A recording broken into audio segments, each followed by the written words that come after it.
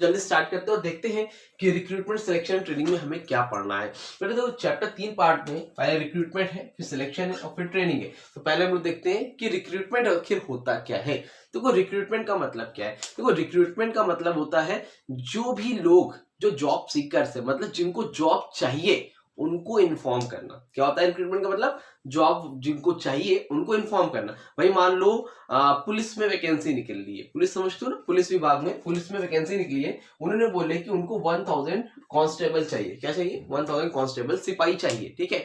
अब उन्होंने वैकेंसी जब निकलती है तो वो क्या करते हैं, उसमें बताते हैं ना कि कम से कम 12th पास होना चाहिए जो भी कैंडिडेट हो। मान लो 18 से 30 ईयर्स उनकी एज होनी चाहिए। उन्होंने बोला कि हाइट इतनी होनी चाहिए, कुछ हाइट का क्राइटेरिया दे रखा है, 5 फुट 6 इंच होनी चाहिए। वेट इनका इतना होना चाहिए, 55 प्लस वेट होना चाहिए। मतलब ये क्राइटेरिया दे रखा है। उन्होंने बोला कि 1000 कांस्टेबल की वैकेंसी आई है, ये इतने इतने का फॉर्म है, तो इतनी इतनी वैकेंसी है, ये सारी चीजें होनी चाहिए। अगर आप लोग ये सारी चीजें क्वालिफाई करते हो तो आप लोग क्या कर सकते हो, अगर आप लोग सॉरी इस क्राइटेरिया को फुलफिल करते हो तो आप लोग जॉब के लिए क्या कर सकते हो, अप्लाई कर सकते हो। रिक्रूटमेंट का मतलब क्या था? लोगों को इन्फॉर्म करना कि भैया पर्टिकुलर डिपार्टमेंट में आपके लिए क्या आई, वैकेंसी आई। मान लो मेरी कोचिंग है तो मुझे मान लो एक इंग्लिश का टीचर चाहिए, मुझे एक इंग्लिश का टीचर चाहिए। तो मैं क्या करूंगा, मैं पहले क्या करूंगा बताऊंगा ना, एडवर्टीजमेंट करूंगा, पेपर से करूंगा, टीवी पे करूंगा, इंटरनेट से करूंगा, इंस्टाग्राम पे ऐड डालूंगा, लोगों को इन्फॉर्म करूंगा कि भैया हमारे यहाँ वैकेंसी आई है। तो जो जो भी टीचर इंग्लिश की हैं और वो जॉब करना चाहते हैं तो वो पहले जॉब के लिए अप्लाई कर दें। अब मान लो 5 टीचर चाहिए मुझे और 50 लोग के रिज्यूम आ गए, तो 50 में जो 5 बेस्ट रहेंगे उसको मैं सिलेक्ट करूंगा तो सिलेक्शन हो जाएगा। लेकिन जितने लोग अप्लाई कर रहे हैं लोगों को इन्फॉर्म करना, वो क्या होता है? रिक्रूटमेंट होता है। क्या होता है बेटा? रिक्रूटमेंट होता है। और बुकिश लैंग्वेज में देखते हैं, recruitment is the process, recruitment क्या बेटा? एक प्रोसेस है of selecting the source of required staff and stimulating the candidates to offer themselves for employment. समझ लो, उनको जॉब के लिए क्या करना? ऑफर करना। अब जो लोग बेस्ट रहेंगे उनको जॉब के लिए क्या कर लेंगे? हम लोग रख लेंगे। समझ में आ रही बात? क्लियर है? कोई तकलीफ कोई परेशानी नहीं है। अब देखो इसके बाद आपका आता है बेटा, इसको रफ कर देते हैं, हाथी से रफ कर देता हूं, टाइम में ना जाए ताकि। ठीक है, देखो sources, sources of recruitment. Sources क्या क्या है भाई? सोर्सेस समझते हो कि नहीं समझते हो? सोर्सेस का मतलब होता है क्या क्या जरिया है, कैसे कैसे मतलब रिक्रूटमेंट को हम लोग जॉब के लिए फिल कर सकते हैं। तो मतलब दो होता है, एक तो इंटरनल होता है और एक एक्सटर्नल होता है। ठीक है, इंटरनल का मतलब होता है घर का आदमी, एक्सटर्नल का मतलब होता है बाहर का आदमी। घर का आदमी, बाहर का आदमी, याद करने के लिए बता रहा हूं। तो इंटरनल का मतलब जो आपके यहाँ पहले से रिसोर्सेस है उन्हीं से काम चला लेना। एक्सटर्नल का मतलब होता है नए लोग को लेके आना। जैसे मान लो मेरे एक टीचर है जो 9th एंड 10th को पढ़ाती है। ठीक है, 9th एंड 10th को इंग्लिश पढ़ाते हैं। उनका नाम मान लेते हैं हम लोग अंजलि में। ठीक, और जो 11th एंड 12th को पढ़ाते हैं उनका नाम क्या है? अंजीत सर। ठीक, अब मान लो अंजीत सर कहीं और अच्छी जगह हो गया, फिर उन्होंने छोड़ दिया, वो चले गए छोड़ के। अब 11th एंड 12th के लिए कोई टीचर मेरे पास नहीं है, तो मेरे पास दो रास्ते। एक तो मैं कोई नया टीचर लेके आ जाऊं, या फिर ये कैपेबल है अंजलि में तो मैं इन्हीं से बोल दूं कि मैम आप जो है आप पढ़ाती है 11 12। समझ में आ रही बात? तो अगर मैं 9 10th वाले से ही 11 12 पढ़ा दूंगा वो क्या हो जाएगा आपका? इंटरनल। और मैं अगर किसी नए को हायर करके ले आऊंगा तो वो क्या हो जाएगा? एक्सटर्नल। इतना समझ में आ रही बात कि नहीं आ रही? तो इंटरनल एक्सटर्नल का मतलब समझे? ठीक है। अब इसमें दो आते हैं इंटरनल में, सिर्फ और सिर्फ दो। एक तो बेटा आता है प्रमोशन और एक आता है ट्रांसफर। अब मान लो कभी पुलिस में ही डिपार्टमेंट में एसआई का होता है, एसआई समझते हो? Sub inspector.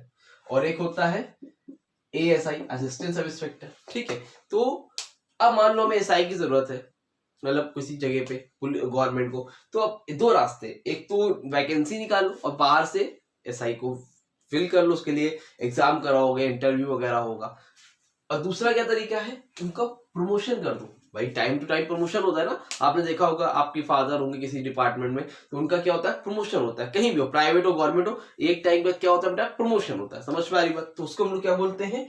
प्रमोशन। तो इंटरनल में पहला रास्ता ये प्रमोशन। अगर कहीं वैकेंसी फुलफिल करनी है तो जो पहले से आदमी है आपके जॉब कर रहा है उसको प्रमोट कर दो, उसको क्या बोलते हैं, प्रमोशन। तो ये भी एक तरीका है उस वैकेंसी को फुलफिल करने का। दूसरा क्या है, ट्रांसफर। अब मान लो किसी जगह पे किसी सिटी में जरूरत है तो आप नए आदमी को हायर ना करके आप जो यहाँ पर है, यहाँ पर मान लो 2 लोग हैं तो 2 लोग में से एक लोग को वहां ट्रांसफर कर दो, दूसरे सिटी में ट्रांसफर कर दो, दूसरी ब्रांच में ट्रांसफर कर दो, ये भी होता है। तो 2 तरीके होते हैं फुलफिल करने के, प्रमोशन कर दो या फिर ट्रांसफर कर दो। समझ में आ रही बात कि नहीं आई? ठीक है।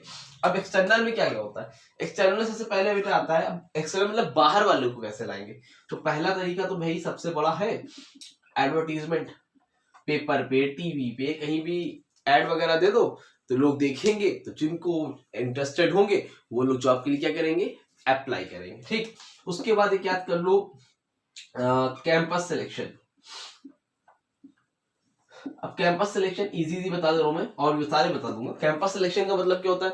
कैंपस सिलेक्शन का मतलब ये होता है कि जैसे आप लोग कॉलेज में जॉब कर रहे हो तो कंपनी अक्सर कॉलेजेस में जाती है, जो अच्छे कॉलेजेस होते हैं और वहाँ के जो बेस्ट स्टूडेंट्स होते हैं, जो भी बेस्ट स्टूडेंट्स होते हैं, वो लगता है कि हाँ भाई ये अच्छे हैं, तो उनका इंटरव्यू वगैरह जिस सबका लेती है तो उनको जो बेस्ट नजर आते हैं उनका क्या कर लेती है, कैंपस सिलेक्शन। यानी कि उनको कॉलेज से ही सिलेक्शन मिल जाता है और उनकी जॉब वहां से क्या हो जाती है, कंप्लीट हो जाती है, उनको जॉब भी वहीं से लग जाती है। तो ये भी एक तरीका होता है कि भाई कॉलेज भी चले जाओ, वहीं से फ्रेश टैलेंट को उठा के अपनी कंपनी में ले आओ। ठीक है, और क्या आता है? तीसरा है रिकमेंडेशन। रिकमेंडेशन का मतलब ये होता है कि भाई मान लो मैं कहीं पर जॉब कर रहा हूँ, बढ़िया, ठीक है, मैनेजर हूँ, टीचर हूँ, चलो टीचर ही सही, स्कूल में हूँ। अब मान लो मेरे स्कूल में किसी वैकेंसी, कोई सब्जेक्ट की वैकेंसी आई है, तो मैंने प्रिंसिपल सर से बोल दिया, सर ये एक बंदा है, मतलब एक टीचर है, मेरा फ्रेंड है, आप उसको रख लीजिए। मतलब रिकमेंड कर देना, अपनी तरफ से किसी और को बता देना कि आप इसको रख लीजिए, उसको हम लोग क्या बोलते हैं, रिकमेंडेशन। तो उस जगह से भी फुलफिल हो जाता है। एक होता है बेटा डायरेक्ट सिलेक्शन। डायरेक्ट सिलेक्शन का मतलब होता है जहां पर इतना इंटरव्यू वगैरह नहीं होता है। ये जो ग्रुप डी की जॉब होती है, स्वीपर्स, हेल्पर्स वगैरह में, है ना, कुक वगैरह में, तो वहां पर क्या होता है, इतना रिटन एग्जाम इंटरव्यू वगैरह नहीं होता है, डायरेक्ट आपको सिलेक्शन होता है, उसको हम लोग बोलते हैं डायरेक्ट सिलेक्शन। एक आपने दे रखा है एम्प्लॉयमेंट एक्सचेंज। एम्प्लॉयमेंट एक्सचेंज का मतलब क्या होता है? एम्प्लॉयमेंट एक्सचेंज का मतलब बेटा ये होता है कि इसको देखो गवर्नमेंट निकालती है। कौन निकालता है? गवर्नमेंट। पहले टाइम में ज्यादा होता था। एम्प्लॉयमेंट एक्सचेंज का मतलब ये होता है कि पहली बात तो किसकी तरफ से होता है, गवर्नमेंट की तरफ से होता है। तो गवर्नमेंट इसमें रजिस्ट्रेशन कराती है उन लोगों का जिनको जॉब चाहिए। क्या चाहिए? जॉब चाहिए। अब तो इसमें क्या होता है, जितने भी ऐसे लोग हैं वो अपनी क्वालिफिकेशन, अपनी एज, हाई, मतलब अपनी जितनी भी चीजें रहती है वो क्या कर देते हैं, उसमें फॉर्म में फुलफिल कर देते हैं। तो जब वैकेंसी आती है फ्यूचर में, आती है तो गवर्नमेंट इन लोगों से क्या करती है, कांटेक्ट करती है। अब इसमें गवर्नमेंट का क्या फायदा भी है? गवर्नमेंट का इसमें फायदा सबसे बड़ा ये है एम्प्लॉयमेंट एक्सचेंज में कि उनको एड वगैरह इतना नहीं करना पड़ता, पैसे वगैरह बचते हैं, उनमें बेस्ट सुटेबल कैंडिडेट जो मिल जाते हैं उनको सिलेक्ट कर लिया जाता है। ठीक है, उसके बाद क्या बचा? Casual collar. ये भी याद कर लो। कैजुअल कॉलर का मतलब ये होता है कि जैसे मान लो कोई आप ही हो, आप एक बंदे हो, आप कहीं पर गए किसी ऑफिस में, आपने बोला कि हाँ ऐसा ऐसा है, तो उन्होंने बोला इस टाइम मेरे पास कोई वैकेंसी हमारे ऑर्गेनाइजेशन में नहीं है, लेकिन आपका रिज्यूम मुझे अट्रैक्टिव लग रहा है, या फिर आपने उसका रिज्यूम अपने पास रख लिया। अब इन केस फ्यूचर में कभी वैकेंसी आएगी तो आप कॉल करोगे, बोलोगे हाँ हेलो वैकेंसी आई है, करना है क्या? आपके लिए आपका यहाँ पर जो रिज्यूम रखा हुआ था, करोगे कॉल? अगर अगला आदमी इंटरेस्टेड होगा तो वो क्या करेगा, आपको कॉल करेगा, मतलब वो आएगा, इंटरव्यू कर देगा, उसको सिलेक्शन कर लेना। मतलब कैजुअल कॉलर, बाद में आप कॉल करके उसको बुला सकते हो। एक इसमें आसान से ये भी ऐड ऑन कर लो, इंटरनेट भी बहुत बढ़िया है। ठीक है, आजकल लोग इंस्टा, फेसबुक, व्हाट्सएप पे भी ऐड लगा देते हैं, तो वहां से भी 2 क्लिक के देख के आ सकते हैं। तो ये एक्सटर्नल तरीके हैं, ये इंटरनल तरीके हैं। आई होप आपको यहाँ तक अच्छे से क्लियर हुआ होगा। तब भी मान लो कोई डाउट वगैरह रह गया हो तो कमेंट सेक्शन में कॉन्टैक्ट कर लेना, स्क्रीनशॉट लो, फिर हम लोग देखते हैं कि आगे सिलेक्शन में क्या देखना है। जल्दी स्क्रीनशॉट लो। हाँ तो बेटा चलो जल्दी से आगे बढ़ते हैं, और हमारा नेक्स्ट टॉपिक है जिसको हम लोग देखेंगे सिलेक्शन, और बहुत ही इंपॉर्टेंट टॉपिक है इसका, जिसमें हम लोग को डिटेल में देखना है, स्पेशली इसका प्रोसेस बहुत ही इंपॉर्टेंट टॉपिक है। ठीक है, देखो हम लोग पहले देखते हैं सिलेक्शन का मतलब क्या होता है। सिलेक्शन का मतलब सिंपल है, रिक्रूटमेंट में कितने लोग थे, वैकेंसी थी 100, लोगों ने अप्लाई किया 1000, जितने लोगों ने अप्लाई किया वो क्या था, रिक्रूटमेंट। ठीक है, अब 1000 लोगों ने अप्लाई किया, तो अब इन 1000 लोगों में हमें 900 लोगों को क्या करना है, हटाना है, और 100 लोगों को क्या करना है, सेलेक्ट करना है 100 लोगों को। तो जो बेस्ट पीपल को, मतलब 1000 में 100 जो मोस्ट सुटेबल कैंडिडेट्स है, मोस्ट परफेक्ट कैंडिडेट्स है, उनको क्या करना, चूज करना, उनको सेलेक्ट करना। This is called selection, simple. तो selection is a process of choosing the most suitable candidates. कौन सा, most suitable candidates from among all the applicant. समझ में आ रही बात, from among all the applicant, समझ। तो उसमें से जो ऑल द एप्लीकेंट्स है उसमें से जो बेस्ट सुटेबल कैंडिडेट्स को चूज करना, this is called selection. I hope आपको क्लियर हो गया होगा। अब इसमें से क्वेश्चन बनता है, अक्सर बनता है और बच्चे कंफ्यूज रहते हैं, लिखा रहता है selection is a negative process why. क्या लिखा रहता है, selection is a negative process why. क्यों है सिलेक्शन एक नेगेटिव प्रोसेस? बेटा सिलेक्शन एक नेगेटिव प्रोसेस बेटा इसलिए है क्योंकि इसमें से जो भी अनसुटेबल कैंडिडेट्स उनको हटाया जाता है, सारे लोगों को लेते नहीं, इसलिए नेगेटिव प्रोसेस है। रिक्रूटमेंट पॉजिटिव प्रोसेस है, क्यों है, क्योंकि उसमें सारे लोग जॉब के लिए अप्लाई कर सकते हैं। समझ में आ रही बात। अच्छा, एक इंपॉर्टेंट बात, अगर आप लोगों को नोट्स चाहिए, पीडीएफ नोट्स चाहिए, तो पीडीएफ नोट्स के लिए आप लोग अप्लाई कर सकते हो। हम पीडीएफ ऐप के लिए मतलब आपको चाहिए तो आप हमारे ऐप पे जा सकते हो, डिस्क्रिप्शन में लिंक है, जाके ऐप डाउनलोड कर लो।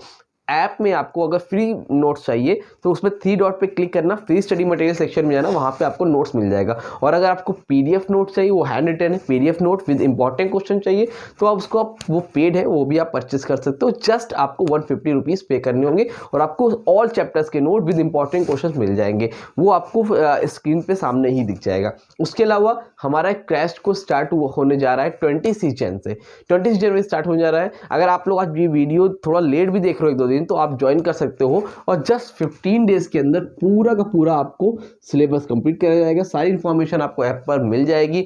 उसके अलावा इसके लिए आपको जस्ट आपका जो कोर्स का कोर्स है, फीस है कितनी है, जस्ट 799 रुपीज़, यानी कि 799 में आपको पूरा का पूरा कोर्स कराया जाएगा केमिस्ट्री सीरीज का, और उसके साथ साथ इंपॉर्टेंट क्वेश्चन भी आपको दिए जाएंगे। इंपॉर्टेंट क्वेश्चन मतलब जो भी नोट्स रहेगा वो आपको दिए जाएंगे, ठीक है। उसमें आपको नोट्स अलग से खरीदना भी नहीं पड़ेगा, नोट्स इसी में इंक्लूडेड रहेगा। तो आप चाहो तो ये भी ले सकते हो, बाकी आप चाहो तो यूट्यूब से भी पढ़ सकते हो, कोई मसला उसमें नहीं है, ठीक है। कोई डाउट हो तो मेरे व्हाट्सएप इंस्टा नंबर पे कांटेक्ट कर सकते हो। बहरहाल स्टेप क्या क्या होते हैं सिलेक्शन प्रोसेस के भैया। सबसे पहला जो स्टेप होता है सिलेक्शन प्रोसेस का, वो क्या होता है, सबसे पहला है प्रिलिमिनरी इंटरव्यू। प्रिलिमिनरी इंटरव्यू होता है। प्रिलिमिनरी इंटरव्यू में क्या होता है, देखो कभी कभी क्या होता है, भाई मैंने बोला वैकेंसी निकली आ जाओ, अब मैंने बोला तो 12वीं पास, हाइट इतनी ऊंची, वेट इतना चाहिए। बहुत से लोग थे जो 12 पास नहीं 10 पास थे, उन्होंने जॉब के लिए अप्लाई कर दिया। मैंने बोला 18 से 30 साल वाले आएंगे, कोई 40 साल का, तो उसने भी जॉब के लिए अप्लाई कर दिया। तो ऐसे बहुत से अनसुटेबल कैंडिडेट होते हैं जो बिना वजह फॉर्म को फिल कर देते हैं, तो उनको हटाने का काम किया जाता है कि उसमें प्रिलिमिनरी इंटरव्यू में। सबसे पहले हम लोग क्या करते हैं, जो अनसुटेबल कैंडिडेट्स हैं, जो क्राइटेरिया को फुलफिल नहीं कर रहे हैं लेकिन उन्होंने फॉर्म भरा है, तो उनको रास्ते से हटाने का काम करते हैं, किसमें, प्रिलिमिनरी इंटरव्यू में, ठीक है। रास्ते से हटा दिया गया। अब हटाने के बाद रास्ते से हम लोग अगला काम क्या करेंगे, एप्लीकेशन ब्लैंक। क्या करेंगे भैया, एप्लीकेशन ब्लैंक। एप्लीकेशन ब्लैंक में क्या करेंगे बाबू, एप्लीकेशन ब्लैंक का मतलब यहाँ पर ये है कि अब जो फालतू लोग तो हट गए, अब जो लोग बचे उनका नेम एज वगैरह इसमें फुलफिल करवा लेंगे एप्लीकेशन ब्लैंक में, ठीक है। एप्लीकेशन ब्लैंक के बाद आपको क्या होगा, सिलेक्शन टेस्ट होगा। सिलेक्शन टेस्ट में आपका रिटन एग्जाम होगा। अब रिटन एग्जाम में क्या होगा, जो अलग अलग पेपर होते हैं, मैथ्स के, जीके के, एप्टीट्यूड टेस्ट, रीजनिंग वगैरह वगैरह, अलग अलग तरह के टेस्ट होंगे। तो आप वो सारे क्या करोगे, टेस्ट वगैरह दोगे, ठीक है। और जब टेस्ट आप दे लोगे तो main types of selection test कौन कौन से टेस्ट है, इंटेलिजेंस टेस्ट है, एप्टीट्यूड टेस्ट है, ट्रेड है, इंटरेस्ट है, पर्सनालिटी है, अलग अलग तरह के टेस्ट होते हैं। उसमें 1-2 टेस्ट देख लेना, अगर लॉन्ग में आएगा तो उसको खाली सिलेक्शन टेस्ट लिखना, अंदर वाले टेस्ट आपको लिखने की ज़रूरत भी वहाँ पर नहीं है, ठीक है। इतना जब हो जाएगा तो उसके आप लोग क्या करोगे, सिलेक्शन और फाइनल इंटरव्यू। अब आपका क्या होगा, फाइनल इंटरव्यू होगा। जब आप रिटर्न में कंफर्म हो गए भाई, तो उसमें क्या होगा, फाइनल इंटरव्यू होगा। अब सारे लोग थोड़ी रहेंगे, कुछ लोग यहाँ से कट हो जाएंगे, अब कुछ और बचेंगे, उनका इंटरव्यू होगा। इंटरव्यू होने के बाद कुछ लोग इंटरव्यू में भी कट होंगे। अब यहाँ पर क्या है, ग्रुप डिस्कशन। आप चाहो तो इस पॉइंट को छोड़ भी सकते हो, और आपकी 12th क्लास की बुक में पॉइंट है भी नहीं, अल्लाह जाने की उसको दे रखा है, बस दिया है तो ठीक है। तो आप क्या करोगे, आप ग्रुप डिस्कशन करोगे, वहाँ पर जितने भी लोग रहेंगे डिस्कशन करेंगे ग्रुप में कि हाँ भाई कौन कौन आदमी सुटेबल है। और ग्रुप डिस्कशन के बाद अगला क्या रहेगा, मेडिकल और फिजिकल एग्जामिनेशन होगा। क्या होगा आपका, मेडिकल या फिर फिजिकल। अब मेडिकल तो चेकअप होगा ही, फिर मेडिकली आप फिट होगी नहीं, और फिजिकल एग्जाम होगा। अगर मान लो आर्मी नेवी पुलिस में जा रहे हो तो वहाँ पर आपको दौड़ा भगा कर भी चेक करा जाएगा, ठीक है। उसके बाद क्या है, checking references, REFE। Checking references में क्या होता है, अब आपको चेक करा जाएगा, आप कोई क्रिमिनल बैकग्राउंड से तो नहीं हो, आपको कोई मुकदमा वगैरह तो नहीं चल रहा है। जो लोग के ऊपर केस चल रहे होते हैं ना बेटा, उनकी गवर्नमेंट जॉब नहीं लगती है, ठीक है। और बहुत से कंपनियां भी नहीं लेती, प्राइवेट जॉब वाले भी, और वो शहर के बाहर भी नहीं सकते। अगर आपका नाम रजिस्टर्ड है थाने में, पुलिस चौकी में, तो फिर आप कहीं जा नहीं सकते हो, आप जॉब भी नहीं कर सकते हो गवर्नमेंट। समझ में आ रही बात। तो रेफरेंस भी आपको चेक करा जाएगा। चेकिंग रेफरेंसेस अगर सब कुछ ठीक निकलता है तो फिर वहाँ से आपको मिलता है फाइनल अप्रूवल। और फाइनल अप्रूवल जब मिल जाएगा भाई, हाँ जॉब कंफर्म हो गई, तो आपको क्या होगा, प्लेसमेंट हो जाएगा। प्लेसमेंट का मतलब होता है कि आपकी कंपनी में कॉल आ जाएगी, भैया वैकेंसी, आप कॉल लेटर आ गया, आपको इस तारीख से ज्वाइन करना है। तो पहला काम प्रीलिमिनरी इंटरव्यू, फालतू लोग को हटाओगे, एप्लीकेशन ब्लैंक, जो सही लोग उनका नाम वगैरह सब लिखोगे, एड्रेस, हाइट, वेट, कलर। फिर सिलेक्शन टेस्ट होगा, रिटन एग्जाम होगा। फिर फाइनल इंटरव्यू। फाइनल इंटरव्यू क्या होगा, फाइनल इंटरव्यू समझते हो ना, कि मतलब इंटरव्यू होगा फेस टू फेस, फिर ग्रुप डिस्कशन होगा, फिर क्या होगा, मेडिकल और फिजिकल एग्जामिनेशन होगा, चेक किया जाएगा अगर ऐसी कोई जॉब है जिसमें आपको फिजिकल की जरूरत है। और फिर चेकिंग रेफरेंसेस देखा जाएगा, बैकग्राउंड क्या है आपका, फिर फाइनल अप्रूवल होगा, फिर प्लेसमेंट, यानी कि आपके घर में कॉल लेटर आ जाएगा। तो ये स्टेप्स होते हैं, उसको याद करके जरूर से जाना, बहुत इंपॉर्टेंट टॉपिक है, ठीक है। आगे बात करते हैं बेटा, लास्ट टॉपिक है इस चैप्टर का, जिसका नाम है ट्रेनिंग। क्या है बेटा, मीनिंग ऑफ ट्रेनिंग। अब ये ट्रेनिंग का मतलब होता क्या है, तो ट्रेनिंग का मतलब होता है, ट्रेनिंग का मतलब क्या होता है, ट्रेनिंग का मतलब होता है जॉब से पहले लोगों को प्रिपेयर कराना। वो क्या होता है, ट्रेनिंग। मतलब आप पुलिस बन गए, गोली चलाना थोड़ी ना आता है, आपको पढ़ लिख के आओ ना, सिखाया जाएगा। आप जो है बैंक में चले गए, तो आपको बैंक वर्क थोड़ी ना आता, आपको सिखाया जाएगा ना। तो काम करने से पहले जो आपको सिखाया जाता है उसको हम लोग क्या बोलते हैं, ट्रेनिंग। अब ट्रेनिंग में एक बहुत इंपॉर्टेंट चैप्टर टॉपिक है जो अक्सर बनता है पेपर में, एक होता है ऑन द जॉब ट्रेनिंग और एक होता है ऑफ द जॉब ट्रेनिंग। और ज़रूर से इसके दो डिफरेंस याद करके जाना, पेपर में आपको देखने को मिलेगा, on the job, of the training. अब ये पहले समझ लो क्या होता है। ऑन द जॉब ट्रेनिंग का मतलब होता है जहाँ पर आप ऑर्गेनाइजेशन के अंदर काम सीखते हो, मतलब काम चल रहा है, आप भी हो साथ में अपने सीनियर के साथ काम सीख रहे हो, उसको क्या बोलते हैं, on the job training.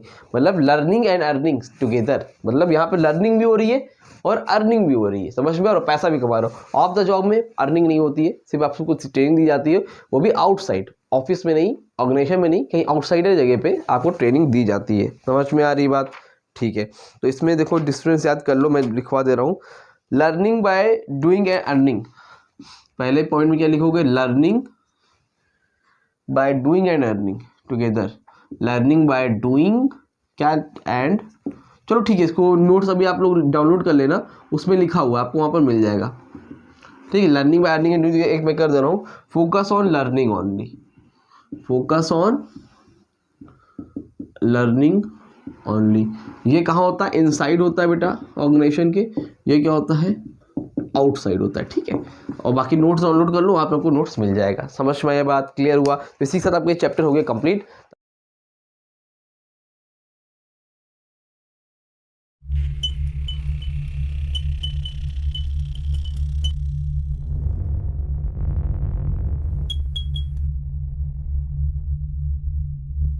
Hello my dear student, welcome back to channel my new video. तो बेटा आज स्टार्ट करें हम लोग chapter number 12, industrial relation, trade union and social security.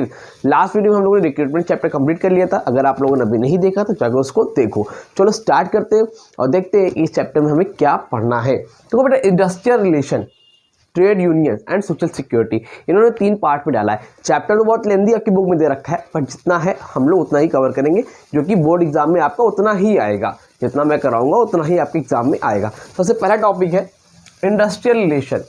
अब ये इंडस्ट्रियल रिलेशन का मतलब होता क्या है, पहली बात देखो बेटा समझना, इंडस्ट्रियल रिलेशन का मतलब ये होता है कि एम्प्लॉय और एम्प्लॉयर के बीच में कैसा रिलेशन है। मतलब देखो एम्प्लॉय मतलब होता है एक ऑर्गेनाइजेशन होता है जहाँ पर एम्प्लॉय जो कि जॉब करते हैं, एम्प्लॉयर यानी कि जो ओनर होता है, तो उनके बीच में कैसा रिलेशन है उसको हम लोग क्या बोलते हैं, इंडस्ट्रियल रिलेशन।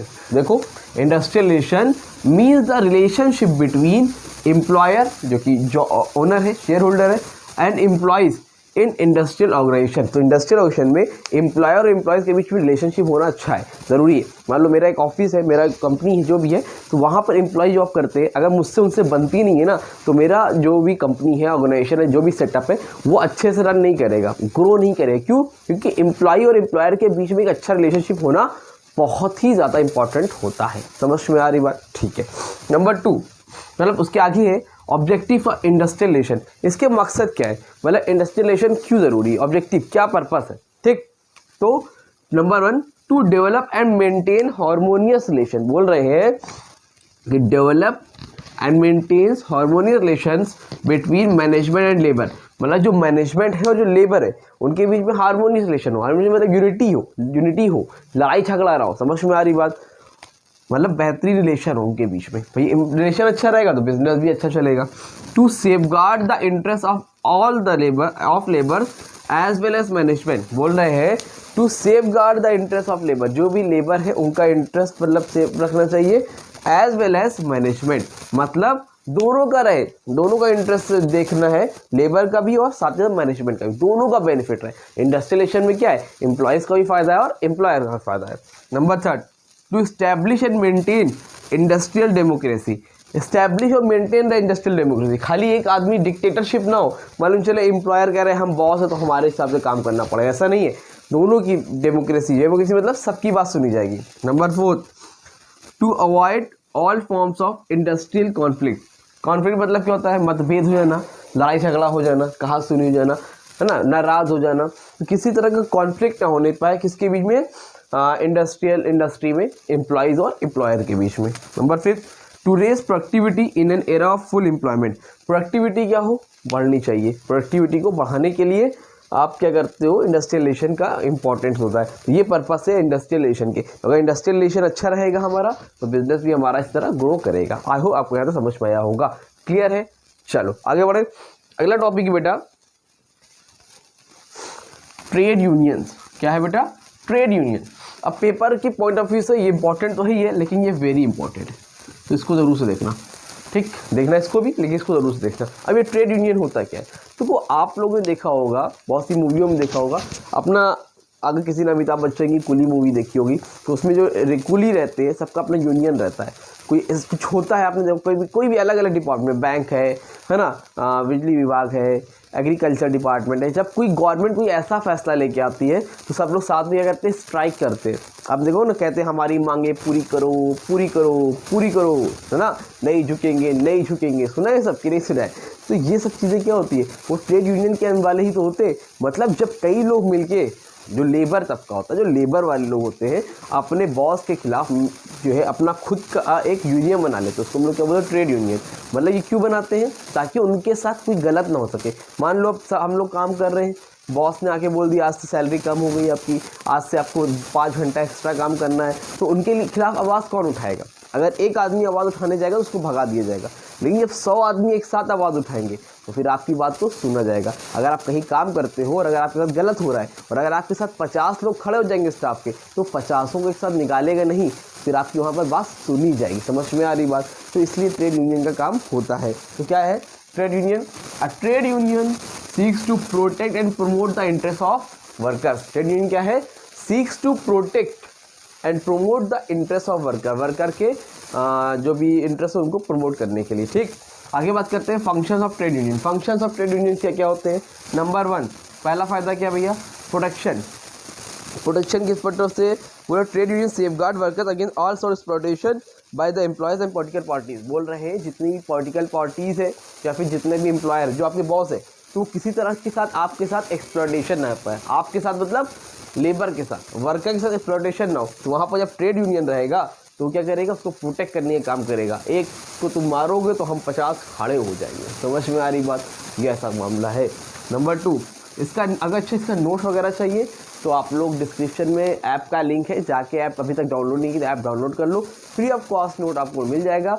जैसे ही करना तो स्टडी मटेरियल में, फ्री स्टडी मटेरियल में जाना, 3 डॉट दिखेंगे, उस पर क्लिक करना, फ्री स्टडी मटेरियल सेक्शन में जाना, वहाँ से मिल जाएगा। बाकी आप PDF नोट में इंपॉर्टेंट क्वेश्चन चाहते हो तो वो भी आपको, बट वो पेड है, उसमें आपको 150 रुपये पे करने पड़ेंगे। वो PDF नोट से इंपॉर्टेंट क्वेश्चन मेंशन है, उसमें आपको वो भी पूरा नोट्स मिल जाएगा, वो भी ऐप में अवेलेबल है, तो आपको सामने शो हो रहा होगा।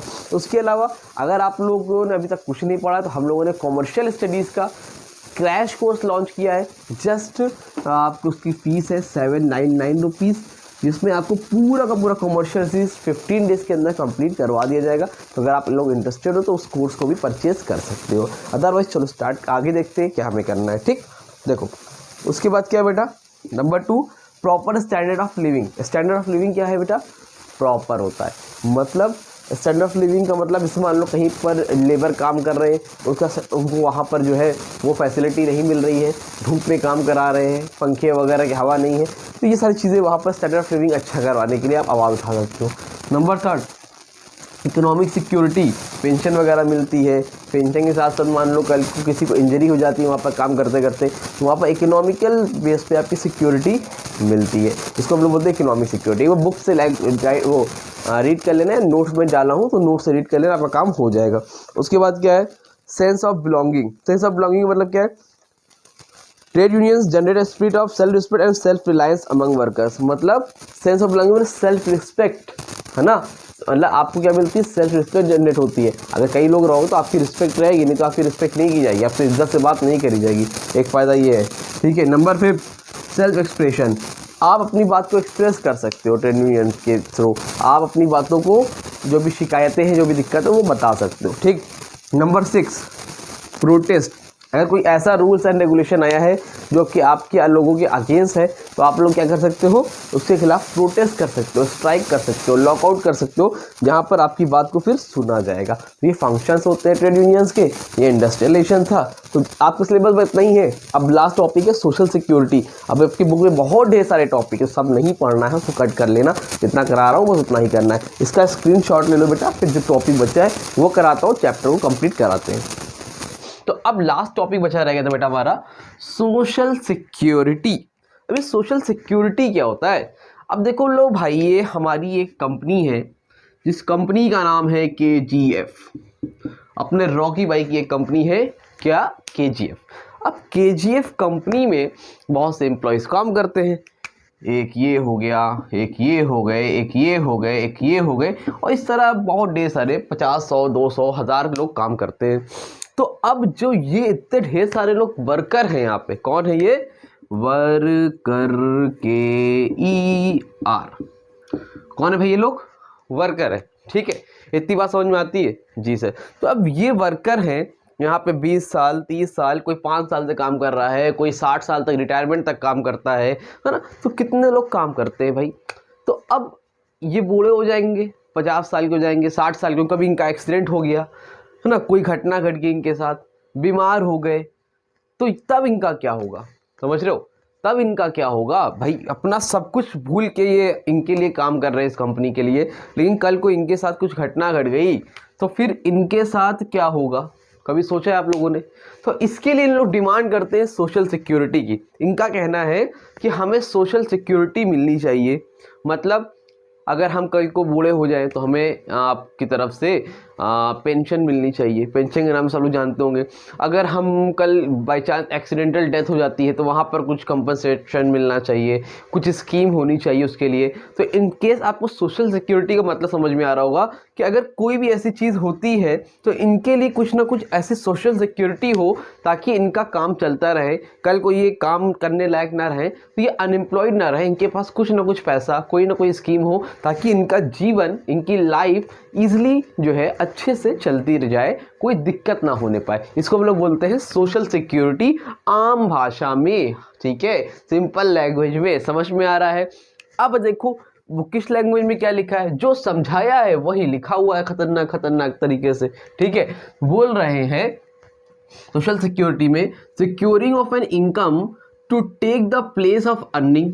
ठीक है, when they are interrupted by unemployment, अगर वो अनएम्प्लॉयमेंट हो जाता है, किससे भैया, सिकनेस और accident, to provide for the retirement through old age, उसको रिटायरमेंट के टाइम में ओल्ड एज दे सकते हो, to provide against loss of support by death of another person.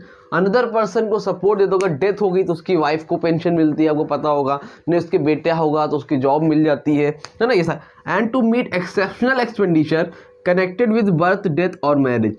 Birth हो रही है किसी की, डेथ हो रही है, मैरिज हो रही है ना, तो किसी तरह का आप उसको सपोर्ट दे सकते हो, तो ये सारी स्कीम चाहिए होती है, क्योंकि आपके ही तो वो एम्प्लॉयज़ हैं। अगर आप लाइफ में खुद भी काम कर रहे हो तो आप भी उनको सोशल सिक्योरिटी दो अपने जूनियर्स को। अगर आप दोगे तभी तो वो मन लगा के काम करेंगे ना भाई। तो उनका कौन है, आप क्या जॉब कर रहे हैं, तो उनको अपनापन दिखाओ। अगर आप अपनापन दिखाओगे तो वो आपके लिए भी बेहतर से बेहतर तरीके से काम करेंगे।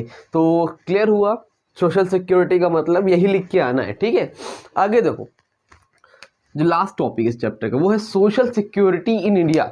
इंडिया में कौन कौन सी सोशल सिक्योरिटी है ना। तो आपसे पूछा है, नॉर्मली आपसे मीनिंग पूछेगा, एक आध फ्यूचर देख के चले जाना, एक आध तो नहीं, एटलीस्ट दो जरूर से देख के जाना, ठीक। तो सोशल सिक्योरिटी इन इंडिया में कौन कौन सी सोशल सिक्योरिटी है। नंबर 1 पर है बेटा सबसे पहले प्रोविडेंट फंड स्कीम। कौन सी बेटा, प्रोविडेंट फंड स्कीम, ठीक। तो अब देखो, लाइन टू लाइन भी बता दूंगा मैं आप लोगों को, और प्रोविडेंट फंड होता है क्या पहले समझ लो। तो प्रोविडेंट फंड का मतलब बेटा ये होता है कि मान लो कोई कंपनी है, ठीक। तो अब कोई एम्प्लॉय है, इसी कंपनी मान लो एक एम्प्लॉय काम करता है, जॉब करता है। तो मान लो उसकी सैलरी सपोज मान लो 10,000, कितनी है 10,000 यानी कि 10,000। तो कंपनी क्या करती है, उसके लिए प्रोविडेंट फंड बना के रखती है। ये मिलता कब है, पहले चीज समझो, प्रोविडेंट फंड मिलता कब है, जब भी आप रिटायर्ड हो गए, है ना, या आपकी डेथ हो गई मान लो इन केस, तब तो आपको प्रोविडेंट फंड मिलता है। नॉर्मली रिटायरमेंट के टाइम में मिलता है, 60 साल के एज में जो रिटायर्ड होते हैं उनको मिलता है। और अगर बाई चांस एक्सीडेंटल डेथ होगी तो उस टाइम मिल सकता है, वो अलग बात है, वहाँ पर नहीं अप्लाई होगा। बट नॉर्मली आपको कब मिलता है, जब आपका रिटायरमेंट होता है। तो उसको हम लोग क्या बोलते हैं, प्रोविडेंट फंड। अभी गवर्नमेंट देती कैसे, या फिर कंपनी देती, प्राइवेट वाले भी बहुत से लोग चलाते हैं, तो देते कैसे, इन लोग क्या करते हैं, 10,000 रुपीज़ मान लो सपोज आपकी सैलरी, तो 10,000 में 10% मान लो 1,000 रुपये, ठीक। क्या होगा, एम्प्लॉय को पैसा नहीं मिलेगा, वो प्रोविडेंट फंड में जमा होगा, ठीक। 10,000 में 10% जो है मतलब एम्प्लॉय जमा करेगा, और 1,000 रुपये अलग से 10% जो है हर महीने का 1,000 रुपये एम्प्लॉय और 1,000 रुपये एम्प्लॉयर यानी कि बॉस आपका, वो भी देगा, ठीक। दोनों लोग देंगे। और इसको क्या किया जाएगा, एक कहीं पे जैसे पॉलिसी वगैरह होती है ना, सोशल इंश्योरेंस वगैरह, तो उसमें क्या किया जाएगा, आपका जमा कर दिया जाएगा। और फिर जब आप एक टाइम के बाद रिटायर्ड होगे तो आपको ये पैसा इंटरेस्ट के साथ बढ़ाकर मिलेगा। समझ में आ रही बात, आपको ये पैसे इंटरेस्ट के साथ बढ़ाकर मिलेंगे। हाँ, इन केस मान लो आपको बहुत बीच में ज़रूरत पड़ गई तो आप लोग इसको विड्रॉ भी कर सकते हो। घर बनवाना हो गया, कंस्ट्रक्शन का काम है, मैरिज वगैरह है, तो इस पैसे को आप बीच में जो भी है आप स्कीम को ले भी सकते हो, ठीक। और ये मिलता कब है, एटलीस्ट 3 मंथ काम करने के बाद, ठीक है। मतलब कम से कम आपने 3 महीने काम किया हो प्रोविडेंट फंड स्कीम में, ठीक है, समझ में आ गया। चलो अगला दूसरा है ग्रेट्युटी। इसका मतलब क्या होता है, ठीक है। तो इसका मतलब क्या होता है, ग्रेट्युटी का मतलब होता है बेटा कि मान लो ये स्कीम उनके लिए होती है, मान लो कोई है, जैसे ये है हमारे बहुत पुराने आदमी है रोहन अंकल। अब रोहन अंकल जो है, शर्मा जी ऐसे नहीं, मान लो शर्मा जी, अब कोई भैया किसी का नाम होगा तो बुरा ना मान जाना जी, ठीक है। तो शर्मा जी जो है पिछले 30 साल से 40 साल से हमारी कंपनी में काम कर रहे थे, अब ये रिटायर्ड हो रहे हैं। अब इनके लिए कुछ ना कुछ तो बंदोबस्त करना चाहिए ना भाई, इतने साल से काम कर रहे थे और अब जा रहे हैं तो इनका क्या। तो कंपनी इनके लिए क्या करती है, ग्रेट्युटी की फॉर्म में एक गिफ्ट समझ लो देती है। मतलब कैसे सर, जैसे मान लो लास्ट के 15 डेज मान लो जो कोई भी एम्प्लॉयज़ है, इनकी सैलरी मान लो 20,000 रुपीज़ पर मंथ है, कितनी है 20,000 रुपये पर मंथ। तो ये क्या करेंगे, जब ये रिटायर्ड होंगे तो ये 30 दिन का पैसा है, तो 15 दिन का पैसा कितना होगा, 30 दिन का पैसा अगर 20,000 है तो 15 दिन का कितना पैसा होगा जी सर 10,000 रुपये। तो आप इन लोग क्या करते हैं, कंपनी क्या करती है, तो 15 डेज की जो भी अर्निंग है, कितनी है 10,000 रुपीज़ है ना, तो जितनी भी अर्निंग है उसका मल्टीप्लाई कर दो, कितने साल उन्होंने काम किया, कितने ईयर, हाउ मैनी ईयर्स, ठीक है, ही सर्व्स यू, तो उन्होंने कितने साल की, मान लो 20 साल काम किया, तो 10,000 का 20 से मल्टीप्लाई करो कितना हो जाएगा, 2 लाख रुपीस। तो ये 2 लाख रुपीस है, ये कंपनी उनको देती है जब वो कभी भी टर्मिनल बेसिस पे, रिटायरमेंट नहीं मान लो छोड़ के जा रहे हैं, कभी भी जॉब छोड़ के जा रहे हैं, तो उनको मिलेगा। मतलब टर्मिनल बेसिस पे होती है, ऐसा नहीं कि रिटायरमेंट के टाइम में होती है। मान लो कम से कम उसने 5 ईयर्स, ये स्कीम उनके लिए होती है जिन्होंने एटलीस्ट 5 ईयर्स वर्क किया हो, ठीक है, एटलीस्ट 5 साल तक काम किया हो, उनके लिए होती है। और उनको ये पैसा इस तरह से दिया जाता है। समझ में आ रही बात? जितने भी साल का, अगर 10,000 का 5 साल काम किया हो तो 10,000 का 5 से मल्टीप्लाई हो जाएगा। इस तरह से होता है। क्लियर हो रही है? बुक से एक बार रीड कर लेना, ईजिली समझ में आ जाएगा। नोट्स में अपलोड कर देता हूँ, ठीक। टेलीग्राम चैनल ज्वाइन नहीं किया तो ज्वाइन करो। और आप लोगों के लिए अब रेगुलर बेसिस पे इंपॉर्टेंट क्वेश्चन की भरमार आने वाली है, जो कि आप लोग बहुत ज़्यादा वेट कर रहे थे। भरमार का मतलब इतना नहीं दे दूंगा कि इंपॉर्टेंट ही ना रह जाए, मतलब इंपॉर्टेंट क्वेश्चन की वीडियोस लाने वाला हूँ, ठीक। Number 3, pension. सर ये पेंशन क्या होती है सर? यार पेंशन तो यार बच्चों को पता है, आपको ही पता होगा। जब वो ये ओल्ड एज में लोगों को मिलती है, जो रिटायर्ड होते हैं उनको मिलती है। इसको क्या बोलते हैं हम लोग? पेंशन। कभी कभी मान लो किसी के हस्बैंड की डेथ हो गई, तो जो विडो होती है, विडो समझते हो ना, जिनको विधवा बोलते हैं, तो उनको भी मिलती है। अगर मान लो उनके नहीं है तो उनके बच्चों जो होते हैं उनको मिल जाती है, उनको हम लोग क्या बोलते हैं? पेंशन मिलते हैं। तो under the employees provident and miscellaneous provision act, the government of India has framed family pension scheme to provide family pension benefit to the employees को ये पेंशन दी जाती है। The scheme was launch with the objective of providing long term recurring financial assistance to the employees after retirement and to his family in case of premature death while in service। ठीक है, ये बोल रहे हैं recurring financial assistance to employees after the retirement and to his family in case of premature death. Retirement के बाद ये pension दी जाती है। अगर मान लो पहले डेथ होगी रिटायरमेंट से, तो उसकी जगह पे जो उनकी फैमिली में वाइफ होंगे उनको मिल जाएगी, या फिर उनको जॉब भी दे दी जाती है। पता होगा आप लोगों को, ठीक। नंबर 4 है ग्रुप इंश्योरेंस। ये कौन सी स्कीम भाई? देखो, एक आदमी जैसे मैं हूँ, मैंने अपना मान लो लाइफ इंश्योरेंस कराया है। अगर मैं उस टाइम पीरियड से पहले मर जाता हूँ तो मेरे घर वालों को उतना पैसा कंपनसेट कर दिया जाएगा, उसको हम लोग बोलते हैं लाइफ इंश्योरेंस, है ना। तो उसी तरह ग्रुप इंश्योरेंस होता है कि जितने भी लोग हैं, मान लो एक ग्रुप है जहाँ पर 10 लोग एक साथ मिलकर काम करते हैं किसी कंपनी में, तो उन सब का जब साथ में इंश्योरेंस करा दोगे, जब सबका एक कंपनी, एक रिकॉग्नाइज ऑर्गेनाइजेशन सबका करा देती है, अगर उसमें से किसी भी इंडिविजुअल का कुछ भी होता है तो सबके लिए ग्रुप इंश्योरेंस होता है। समझ में आ रही बात? मतलब अगर 10 लोग काम कर रहे हैं तो वो सब पे काम करता है, सबके लिए अलग अलग इंडिविजुअल इंश्योरेंस कराने की वहाँ पर ज़रूरत नहीं होती है। और लास्ट में है मैटरनिटी बेनिफिट। मैटरनिटी बेनिफिट्स का मतलब क्या होता है बेटा? इसका मतलब ये होता है, जब सपोज मान लो कोई लेडी है, ठीक है, कोई भी प्रेग्नेंट लेडी, कौन प्रेग्नेंट लेडी है और ना बेबी को बर्थ देने वाली है, होने वाला है किसी का, तो ऐसे केस में भी आपको छुट्टी मिलती है। कितने वीक्स की मिलती है भाई? 12 वीक्स की। 12 वीक्स की हॉलीडेज मिलते हैं, मतलब बिफोर बर्थ और आफ्टर बर्थ, ठीक है। 6 वीक्स बिफोर बर्थ और 6 वीक्स आफ्टर बर्थ। और ऐसे केसेस में कंपनी आपको पूरा का पूरा पैसा पेड करेगी, पेड ऑल द सैलरी, मतलब जितनी भी सैलरी है पूरा पेड करेगी, छुट्टी का पैसा नहीं काटेगी। ऐसे केसेस में अगर कोई भी लेडी प्रेग्नेंट है तो 12 वीक्स की आपको ऑफिशियल छुट्टी मिलती है और उसमें आपको सैलरी वगैरह भी दी जाती है। तो ये होता है आपका मैटरनिटी बेनिफिट। क्लियर हुआ? तो ये 5 है, 5 से ज़्यादा पूछेगा भी नहीं, मेरे ख्याल से 1-2 ही पूछने वाला है, बट लेकिन आपको सबके बारे में पता होना चाहिए। It's enough for you. Clear? तो आपका ये चैप्टर हो गया कंप्लीट। जल्दी से देखो फटाफट, हम लोग बात करते हैं लॉजिस्टिक की। किसकी बात करते हैं? लॉजिस्टिक की। लॉजिस्टिक होता क्या है? देखो बेटा, लॉजिस्टिक का मतलब होता है कि आप देखो क्या लिखा है, लॉजिस्टिक एक क्या है? प्रोसेस है। Logistic the process of managing the movement and storage of raw material, managing the movement and storage of raw material, parts and finish product from the supplier through the firm on customer.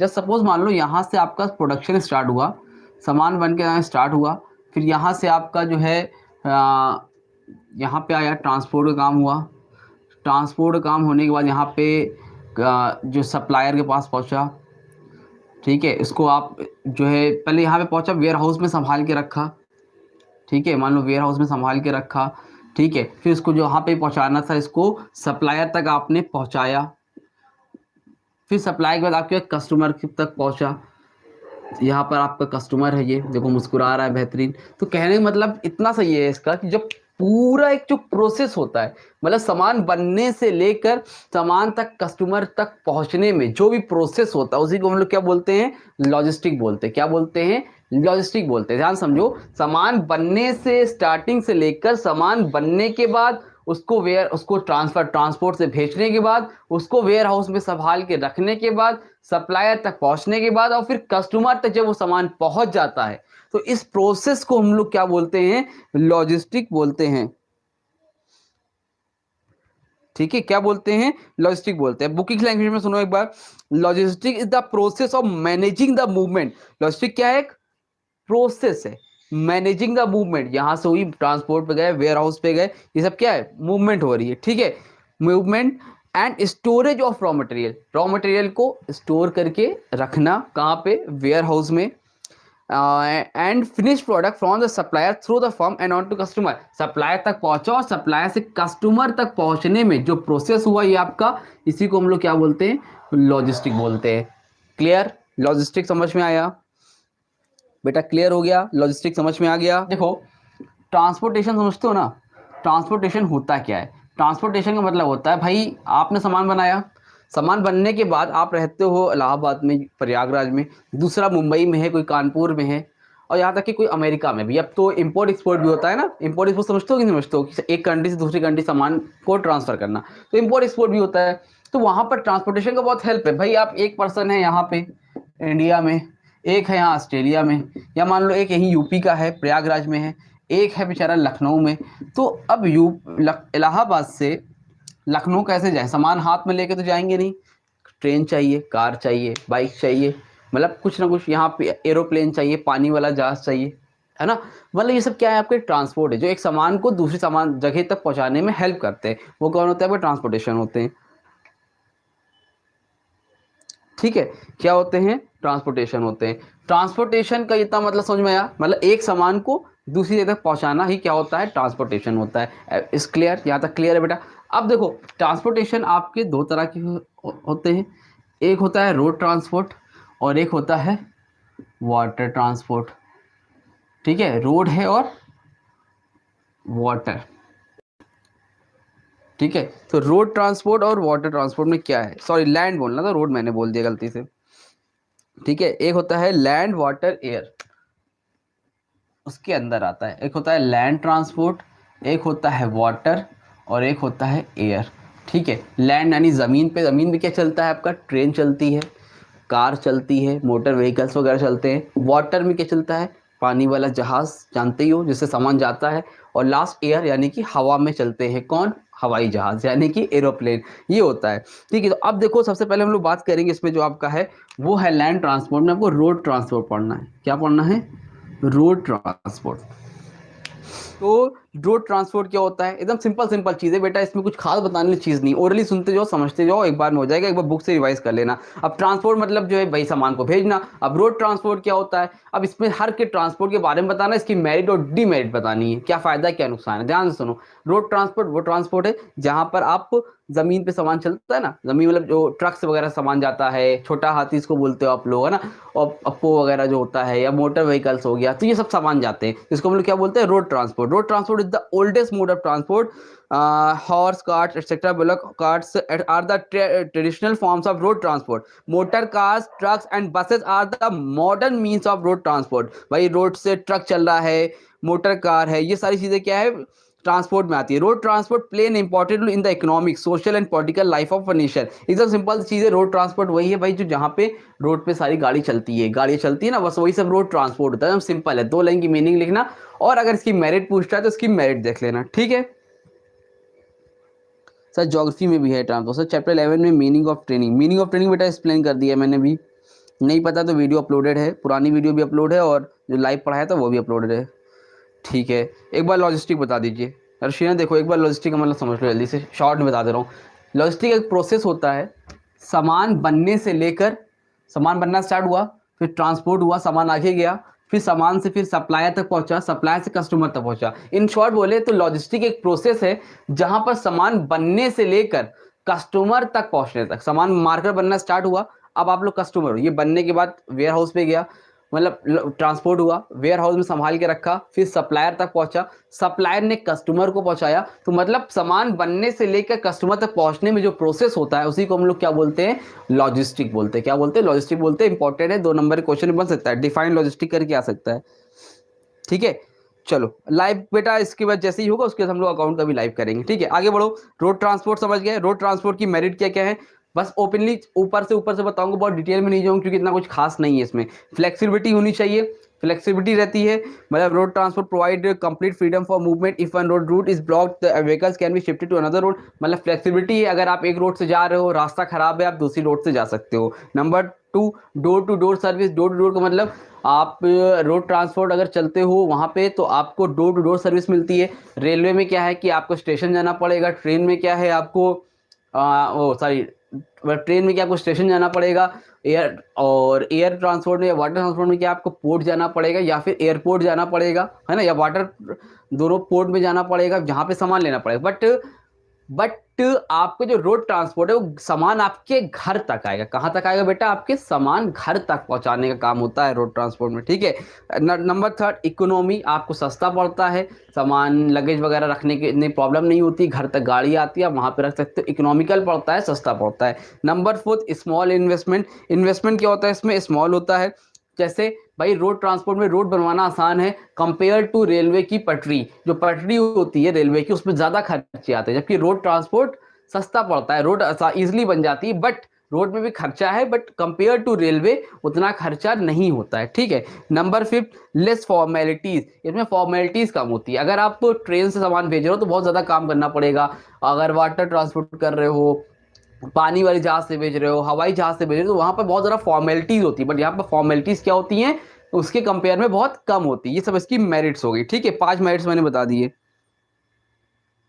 क्या demerits देखो जल्दी से फटाफट। Limited capacity, इसकी capacity limited है, वो यानी कि कौन से व्हीकल्स की कैपेसिटी लिमिटेड है, आपके रोड ट्रांसपोर्ट की। भाई आप किस पे सामान रखते हो, ट्रक पे, तो लिमिटेड ही है ना। ट्रेन के बराबर तो ट्रक होती नहीं है, तो लिमिटेड कैपेसिटी, कैपेसिटी क्या उसमें लिमिटेड है। Number 2, undependable. Road transport is not fully dependable road because flood, snowfall etcetera. कभी कभी ये डिपेंडेबल अनडिपेंडेबल होती है, मतलब इसके लिए रास्ता तो रोड ही, अगर रास्ते में फ्लड आ गया है, बाढ़ आ गई है, पानी है, या फिर स्नोफॉल हुआ है, तो ये सब में रोड ट्रांसपोर्ट काम नहीं करता। रास्ता बंद है तो कहाँ से जाओगे। ठीक है, ये सब दिक्कतें आती हैं, इसकी डिमेरिट्स होगी। irregularity, road transport is not provide regularity on punctuality of service, the chances of accident and breakdowns are comparatively high। irregularity रहती है, इसमें चांसेस बहुत ज़्यादा रहते हैं बेटा कि एक्सीडेंट वगैरह हो जाए, कंपेयर टू ट्रेन या आप बोल सकते हो प्लेन। उसमें एक्सीडेंट होने के कंपेयर में रोड ट्रांसपोर्ट में अक्सर पेपर में आता है ना कि एक्सीडेंट हो गया, ये ट्रक इससे लड़ गई, उसमें चांसेस ज़्यादा होते हैं एक्सीडेंट होने की। ये सब इसकी क्या है, डीमेरिट्स है। लैक ऑफ सेफ्टी, वही बात है कि सेफ्टी की कमी होती है। भाई आप रोड पे जब चलते हो तो वहाँ पर एक्सीडेंट आपको सुनने को अक्सर मिलते हैं, डेली 1-2 हो जाते हैं, न जाने पूरे हमारे देश में न जाने कितने एक्सीडेंट दिन भर में होते हैं। तो लैक ऑफ सेफ्टी यहाँ पर ये एक रिस्की रहता है। फिर क्या है, फ्लक्चुएटिंग रेट्स, व्हीकल्स में lead to pollution. Very good, बहुत बढ़िया, ये पॉइंट भी आप लिख सकते हो। इस तरह से लिखोगे तो फिर आपको कोई दिक्कत ही नहीं है, कॉन्सेप्ट समझो, आंसर जाके लिखो। वेरी गुड, बहुत बढ़िया आंसर दिया देवा ने। Very good, very good, lead to pollution. और स्लो स्पीड एक याद कर लेना। स्लो स्पीड का मतलब होता है कि भाई कंपेयर टू ट्रेन या एयरवे जो है, एयर आपका ये हवाई जहाज एरोप्लेन जो है, एयरपोर्ट के कंपेयर में आपका जो रोड ट्रांसपोर्ट होता है वो स्पीड उसकी स्लो होती है। भाई ट्रेन जितनी तेज चलती है उतनी तेज ट्रक और बस नहीं चलती है ना। तो वही बताना चाह रहे हैं कि ये कंपेयर टू स्पीड इसकी स्लो होती है। तो ये इसकी 5 मेरिट्स होगी, 5 डीमेरिट्स होगी। कोई दिक्कत है, कुछ पूछना है इसमें बेटा किसी को? टाइम कंज्यूमिंग है, वेरी गुड, टाइम कंज्यूमिंग है, बहुत बढ़िया। यहाँ पे कोई दिक्कत तो होगी नहीं, आई थिंक बड़ा इजी है। रोड ट्रांसपोर्ट समझ में आ गया कि नहीं आया? आ गया? एक बार यस सर बोल दो, ओके बोलो जल्दी से। वेरी गुड, आगे देखो बेटा, नेक्स्ट है हमारा रेलवे ट्रांसपोर्ट। रेलवे ट्रांसपोर्ट का मतलब क्या होता है, जहाँ पर ट्रेनें वगैरह चलती हैं उसको रेलवे ट्रांसपोर्ट बोलते हैं। बुकिश लैंग्वेज में railways provide essential service to the public, they perform the function of public utility. जो रेलवे काम करती है वो अपने फायदे के लिए ना करके पब्लिक के लिए करती है। पब्लिक यानी कि गवर्नमेंट मोनोपोली है ना, मोनोपोली समझते हो आपने, अगर इकोनॉमिक्स है आपका तो आपने पढ़ा होगा। मोनोपोली यानी कि रेलवे खाली गवर्नमेंट का, किसी और के अंडर में काम नहीं करती है गवर्नमेंट, रेलवे, है ना। तो रेलवे क्या करता है, एक आप लोग के लिए एक तरह से वो सस्ता होता है कंपेयर टू रोड ट्रांसपोर्ट, सस्ता होता है, प्राइस के कम होते हैं। ठीक है, इसको हम लोग क्या बोलते हैं, रेलवे ट्रांसपोर्ट। रेलवे ट्रांसपोर्ट चलता है किस पे, पटरियों पे चलती है, आपको पता है। अब इसके कुछ फायदे होंगे, इसके कुछ नुकसान होंगे, चलिए जल्दी से फायदे नुकसान देख लेते हैं। नंबर 1 पर फायदा इसका ये है, एडवांटेज ये लार्जर कैपेसिटी। इसकी कैपेसिटी क्या है, बहुत ज्यादा लार्ज है, आप इसमें सामान बहुत ज्यादा रख सकते हो। ट्रेन देखा ना कितनी बड़ी होती है, तो लार्जर कैपेसिटी होती है।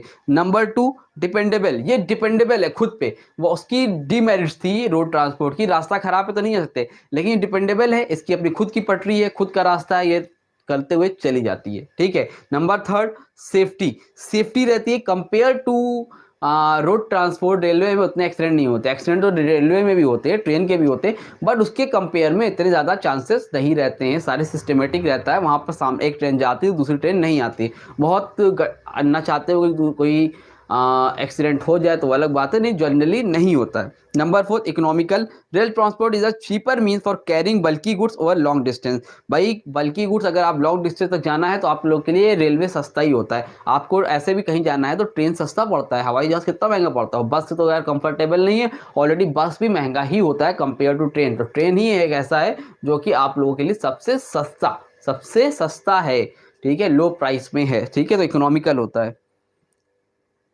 Very good, railway the public sector, very good. Economics है ना आप लोग का, सबका इकोनॉमिक्स है, तो इकोनॉमिक्स में भी क्लासेस करनी है सबको, ठीक है। तो उसमें इकोनॉमिक्स में तो 1 वीक का गैप मिला है, 6 दिन का, जबरदस्त करेंगे, ठीक है। आगे देखो, आपका है नेक्स्ट है high speed compare to road transport. इसकी स्पीड क्या होती है बेटा, हाई होती है, एकदम क्लियर है, एकदम छोटी सी चीज़ है, कोई दिक्कत नहीं होगी। आई होप यहाँ तक समझ में आ गया, ठीक है। चलो आगे देखते हैं। अब डिसएडवांटेज, एडवांटेज में कुछ पूछना है किसी को, रेलवे ट्रांसपोर्ट के एडवांटेज में किसी को कुछ पूछना है क्या, एनीवन नो, ठीक है। इसकी डिमेरिट्स है, ह्यूज कैपिटल आउटले, भाई इसमें पैसा ज़्यादा लगता है, रेलवे में पैसे ज़्यादा लगते हैं, सस्ते होते हैं, रोड ट्रांसपोर्ट सस्ता पड़ता है हमें, भाई उसमें रोड बनवा दी, सिर्फ पटरी में बहुत खर्चे होते हैं, बहुत टाइम टेकिंग होता है। इनफ्लेक्सिबिलिटी, इसमें क्या होता है, inflexibility, railway follow fix routes and time schedule, no adjustment are made to suit the need and convenience. जैसे आप गाड़ी से जा रहे हो तो आप रास्ता चेंज कर सकते हो, लेकिन ट्रेन में कोई रास्ता नहीं कि आप ट्रेन को यूँ मोड़ दो, ट्रेन को मोड़ नहीं सकते हो, ट्रेन सीधी जा रही है, अगर कोई ट्रेन आ रही तो आपको वेट करना पड़ेगा। तो ये क्या बोले, नो फ्लेक्सिबिलिटी, यानी कि या फिर इनफ्लेक्सिबिलिटी। लेकिन रोड ट्रांसपोर्ट में क्या था, इसकी फायदा था, ये फ्लेक्सिबिलिटी थी, लेकिन इसमें क्या इनफ्लेक्सिबिलिटी, इसकी डीमेरिट्स है। नंबर 3 एक्सपेंसिव, महंगा पड़ता है, भाई महंगा पड़ता है। Maintenance and other operating cost और रेलवे और वेरी हाई, मतलब इसकी जो मेंटेनेंस चार्ज है ना वो महंगा पड़ता है। भाई हम लोग के लिए, कस्टमर के लिए तो ईजी है, लेकिन गवर्नमेंट के लिए महंगा पड़ रहा है, समझ में आ रही बात, उसको मेंटेन करना, उसमें चार्जेस करना, एसी वगैरह सब तो लगा रहता है। देखा कभी ट्रेन गया कितनी लंबी होती है, तो खर्चा उसके मेंटेनेंस चार्ज क्या होते हैं, बहुत ज़्यादा होते हैं। Delay, it is not always convenient to send goods by rail, time is wasted in booking and delivery formalities, terminal delay is caused by waiting for full wagons, shunting of wagons etcetera. Delay हो जाता है अक्सर time, train अक्सर आपने सुना होगा late हो गई है, कोहरा वगैरह हो जाता है, कुछ ना कुछ मतलब लगा रहता है, ज़रूरी नहीं है ट्रेन हमेशा टाइम पे ही पहुँचे। डैमेज, भाई ट्रेन में सामान की जो आप भेजते हो उसके डैमेज होने के भी चांसेस बहुत ज़्यादा रहते हैं जिस कंपेयर टू रोड ट्रांसपोर्ट, ठीक है। तो वहाँ पे डैमेज हो जाता है, लापरवाही की वजह से चीज़ें सही से पैक नहीं हो पाती। जिस तरह आप अपने रोड ट्रांसपोर्ट में अपने हिसाब से पैकिंग कर लेते हो, रेलवे में उस हिसाब से आप नहीं कर पाते, वो आपको रेलवे के ऊपर डिपेंड होना पड़ता है, इसलिए डैमेज होने के चांसेस वहाँ पर ज़्यादा रहते हैं। सर मेरिट ऑफ रेलवे, बेटा मेरिट ही तो बता रहा था, मेरिट एडवांटेज एक ही होता है, ठीक है बेटा। डिसएडवांटेज कोई दिक्कत यहाँ पे। नेक्स्ट क्या है बेटा, वाटर ट्रांसपोर्ट। वाटर ट्रांसपोर्ट क्या होता है, वाटर ट्रांसपोर्ट जहाँ पानी पे जाता है सामान, पानी समझते हो, जहाज पे जाता है ना पानी वाले, उसको हम लोग क्या बोलते हैं, वाटर ट्रांसपोर्ट बोलते हैं, ठीक है। और वाटर ट्रांसपोर्ट, अब इसकी वाटर ट्रांसपोर्ट की मेरिट क्या है, डीमेरिट क्या है। मेरिट बेटा इसकी सबसे पहले लो कॉस्ट, इसमें क्या होता है, कॉस्ट लो लगती है, छोटी छोटी चीज़ें से दो मीनिंग देख, दो लाइन देख के इसकी मेरे हिसाब से दो आप एटलीस्ट 3 देख के जाओ मेरिट डीमेरिट। किस्मत साथ दे गई तो आपकी 3 ही रहेगा, नहीं तो ऑप्शन में आएगा, बहुत ज़्यादा नहीं आएगा, 4 में से एक ही की मेरिट डीमेरिट्स पूछ सकता है, बस से ज़्यादा नहीं पूछेगा, ठीक है। लो कॉस्ट, कॉस्ट क्या होती है इसकी, ठीक है, कॉस्ट इसकी क्या होती है, लो होती है। लार्ज कैपेसिटी होती है, कैपेसिटी क्या होती है इसकी, लार्जर होती है, क्या होती है बेटा, लार्ज कैपेसिटी होती है, कंपेयर टू इसकी लार्जर कैपेसिटी होती है। नंबर 3 मतलब आप इसमें जहाज में ज़्यादा से ज़्यादा सामान भेज सकते हो, इसकी फ़ायदा है। सुटेबिलिटी पड़ता है, इजिली पड़ता है लोगों को। In water transport goods like glassware can be carry without much risk of damage because of natural flow and slow speed, there is not much of shaking and jolting, ठीक है, ये सारी चीज़ें। फ्लेक्सिबिलिटी रहती है, फ्लेक्सिबिलिटी मतलब रास्ता अगर इधर से तो आप मूव कर सकते हो। Water transport can be adjusted to meet individual requirement and therefore it provide flexible services. भाई वाटर ट्रांसपोर्ट है, जैसे ट्रेन को मोड़ नहीं सकते हो, बट आप जो वाटर ट्रांसपोर्ट उसको अपने हिसाब से थोड़ा सा एडजस्ट कर सकते हो, चीज़ें आपके ऊपर डिपेंड करती है। तो ये सारे फायदे होते हैं। सेफ्टी रहती है, the risk of accident and break down in water transport are comparatively less. मतलब वाटर ट्रांसपोर्ट में रिस्क जो बोल रहे हैं कंपैरेटिवली लेस रहता है। वो समझाने का तरीका है, नॉर्मली वाटर ट्रांसपोर्ट में सबसे ज़्यादा रिस्क रहता है, जहाज पलट गया तो एक बार में आदमी मर जाता है, ठीक है। लेकिन ये बुक के हिसाब से उनको कुछ ना कुछ उनको मेरिट और कुछ डीमेरिट दिखानी, तो वो दिखा रहे हैं। बस आप लोग को भी दिखानी तो आप लोग भी दिखाओगे, सबकी हेडिंग याद करोगे और अंदर वर्डिंग अपने से लिख दोगे, कोई दिक्कत नहीं, फुल मार्क्स आपको मिल जाएंगे, ठीक है।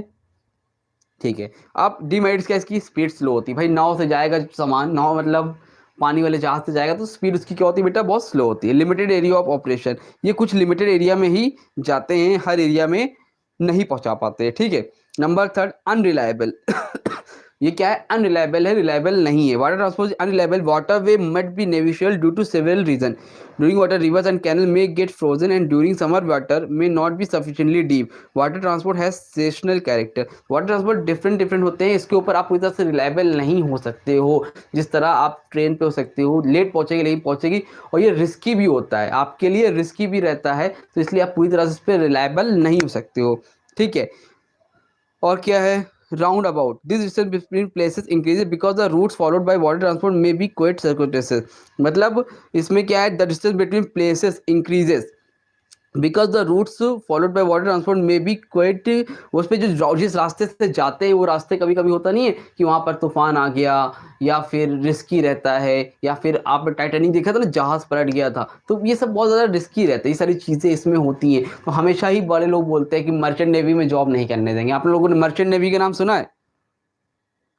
मर्चेंट नेवी का नाम आप लोगों ने सुना है? जिसमें लोग मर्चेंट नेवी में जाते हैं, मर्चेंट नेवी में यही जॉब होती है जहाँ पे आपको सामान एक जगह से दूसरी जगह पर पहुँचाना होता है। समझ में आ रही बात, ठीक है। तो ये सारी चीज़ें इसमें आती हैं। उसके बाद आपका है एयर ट्रांसपोर्ट। क्या है आपका? Air transport. एयर ट्रांसपोर्ट यानी कि हवाई जहाज। Air transport is the most modern means of transport originally used to carry passenger, it is now being increasingly used to carry goods and mail। तो मतलब ये कौन होते हैं? एयर ट्रांसपोर्ट होते हैं जो एक सामान से दूसरी जगह सामान को ले जाते हैं हवाई जहाज में। इसका फ़ायदा क्या है? शॉर्टेस्ट रूट्स, रोड आपको फ़ायदा पड़ता है। इसकी स्पीड हाइयर स्पीड होती है, बहुत जल्दी सामान ये पहुंचा देता है, सबको पता है। लंदन भी जाना है तो आपको 5 घंटे में पहुंचा देगा। एफिशिएंट सर्विस, सर्विस की बहुत इफिशिएंटली होती है, बहुत इफेक्टिवली होती है, सब कुछ जल्दी जल्दी होता है, बहुत बढ़िया होता है। Natural gift, air transport does not require large investment for construction of track. Natural gift है, हवा में उड़ जाओ, आसमान में आपको रास्ता नहीं बनाना, ना ही आपको रोड बनाना है, ना ही आपको पटरी बनानी है, बस जहाज उड़ता हुआ पहुंच जाएगा। नेचुरल गिफ्ट है। Suitable, air transport most suitable for light goods और high value, example diamond, bullion, watch etcetera. Diamond वगैरह भेजना है जहाज से भेजो, लाइट गुड्स के लिए बहुत सुटेबल होता है, वहाँ पर टूटने फूटने के चांसेस बहुत कम होते हैं, और इसमें रिस्क भी बहुत कम रहता है। प्लेन वगैरह जो होता है क्रैश हो जाते हैं तो बहुत रेयरली होता है, जल्दी ऐसा नहीं होता है। बहुत ज़्यादा हिफाजत के साथ, बहुत ही सेफ्टी के साथ प्लेन को हमेशा लैंड करवाया जाता है, ठीक है। डिसएडवांटेज क्या होती है एयर ट्रांसपोर्ट की? नंबर 1, कॉस्टली होता है, बहुत महंगा पड़ता है। नंबर 2, लिमिटेड कैपेसिटी, इसकी कैपेसिटी लिमिटेड होती है, जहाज़ और ट्रेन के कंपेयर में छोटा होता है, इसमें उतनी कैपेसिटी नहीं होती है। नंबर 3, रिस्की होता है। Risk of accident and plane crash is airport, मतलब रिस्की होता है, प्लेन क्रैश हो तो डायरेक्ट मरने के चांसेस, आसमान से गिरोगे तो मर जाओगे। ट्रेन और बस और ट्रक में बस चांसेस है कि बच जाओगे, लेकिन जहाज से गिरोगे तो बचने के चांसेस नहीं है। Climate barriers, aeroplane can fly only in clear weather. Climate barrier आ जाता है, मतलब जब मौसम साफ नहीं रहता तो जहाज उड़ता नहीं है, समझ में आ रही बात? तो क्लाइमेट बैरियर मतलब वहाँ पर मौसम का भी इफेक्ट पड़ता है। Regulation, air transport is subject international rules and regulation more ever, very high degree of training and care is required on the part of air crew. मतलब इसमें रेगुलेशन, रूल्स एंड रेगुलेशन बहुत ज़्यादा हैं, इसमें follow करना पड़ता है, इतना ईजिली नहीं होता है। तो ये सारी इसकी क्या है? डीमेरिट्स है। क्लाइमेट बैरियर्स याद कर लेना, आपको याद रहेगा, मौसम का इफेक्ट पड़ता है। बारिश हो रही है, जहाज़ नहीं उड़ता, मौसम खराब होगा तो जहाज़ नहीं उड़ेगा, हर चीज़ देखी जाती है। तो ये सब इसकी क्या है बेटा? डीमेरिट्स है। चलो, वेयर हाउसिंग का मतलब होता है बेटा, जैसे गुड्स आपके बन के तैयार है तो उसको गुड्स को संभाल के रखने का काम कौन करता है? Warehouse. मतलब जैसे आप आलू खाते हो, मटर खाते हो, तो अब ये क्या है, अब मटर आपको कब मिलता है, विंटर में, लेकिन साल भर अब मिलने लगा है, डेयरी में जाओ मिल जाता है। कैसे मिल जाता है, तो उसको लोग संभाल के रखते हैं। बनाना शेक पिया है, अरे मैंगो शेक पिया है, तो मैंगो शेक आपको क्यों मिल जाता है, क्योंकि वो वेयर हाउस में संभाल के रखे रहते हैं। मिलता तो समर में ही ना, लेकिन उसको स्टॉक में रखा जाता है। तो जहाँ पे सामान खराब ना हो, संभाल के रखा जाता है, उसी को हम लोग क्या बोलते हैं, वेयर हाउस बोलते हैं। क्या बोलते हैं, वेयर हाउस बोलते हैं। ठीक है, ठीक है, यहाँ तक क्लियर है। अब देखो वेयर हाउस तीन तरह के होते हैं, एक होता है प्राइवेट वेयर हाउस, एक होता है पब्लिक, और एक होता है बॉन्डेड। प्राइवेट पब्लिक बॉन्डेड में क्या फर्क है, प्राइवेट वेयर हाउस मतलब का होता है, प्राइवेट वेयर हाउस का मतलब होता है कुछ वेयर हाउस ऐसे होते, मतलब कुछ कंपनी ऐसी होती है, कुछ बिजनेसमैन ऐसे होते हैं जो वो कि बहुत रिच होते हैं, बहुत बड़े बड़े बिजनेसमैन होते हैं। तो वो क्या करते हैं, अपना खुद का वेयर हाउस बना लेते हैं, खुद का वेयर हाउस बना लेते हैं और वहां पर अपने सामान को संभाल के रखते हैं। उसको हम लोग बोलते हैं प्राइवेट वेयर हाउस। समझ में आई बात। नंबर 2 होता है public warehouse. Public warehouse का मतलब होता है ये बनाते तो कोई नॉर्मल पर्सन ही है, ये बनाता तो कोई नॉर्मल पर्सन ही है। पब्लिक वेयर हाउस बनाता तो कोई नॉर्मल पर्सन ही है, बट डिफरेंस क्या है, बनाता कौन है, एक नॉर्मल पर्सन ही पब्लिक वेयर हाउस बनाता है। लेकिन इसमें दिक्कत बेटा ये होती है कि ये लोग क्या करते हैं कि बनाते हैं और बाद में इसको लोगों को रेंट पे देते हैं। क्या करते हैं, रेंट पे देते हैं। भाई बहुत छोटे, बहुत जो बिजनेसमैन बहुत बड़े नहीं होते, रिच नहीं होते, उनको भी तो अपना सामान रखना होता है, तो वो कहाँ पे रखते हैं, वो पब्लिक वेयर हाउस में रखते हैं। प्राइवेट वेयर हाउस जो बड़े बड़े बिजनेसमैन अपना खुद का बना लेते हैं। पब्लिक वेयर हाउस जैसे किसी पर्सन ने बना लिया और उसके बाद वो सबको रेंट पे दे रहा है कि आप लोग पब्लिक वेयर हाउस में अपना सामान रखो, बदले में मुझे क्या करो, रेंट दो। समझ में आई बात। नंबर 2 हो गया पब्लिक वेयर हाउस। थर्ड बेटा bonded warehouse. Bonded warehouse का मतलब होता है जब आप सामान जहाज से मंगाते हो ना, तो सामान आता है आपका पोर्ट पे। जब पोर्ट पे आता है, जस्ट सपोज मान लो आप सामान आया, आज आपका आया 3 मार्च को, आप लेने पहुंचे 6 मार्च को, तो अब जब लेने गए तो वो सामान जो आपका आया था वो कहां पर संभाल के रखा जाएगा, वो सामान संभाल के रखा जाएगा bonded warehouse. Bonded warehouse जहां पे आपका सामान आता है शिप पे, पोर्ट पे, सामान जो सामान संभाल के रखा जाता है, जिस जगह पे रखा जाता है, उसको हम लोग बोलते हैं बॉन्डेड वेयर हाउस। क्लियर। अब जल्दी से चलते हैं हम लोग इंश्योरेंस पे। कहाँ चलते हैं, इंश्योरेंस की बात करते हैं। इंश्योरेंस क्या होता है, इंश्योरेंस का मतलब होता है कि मान लो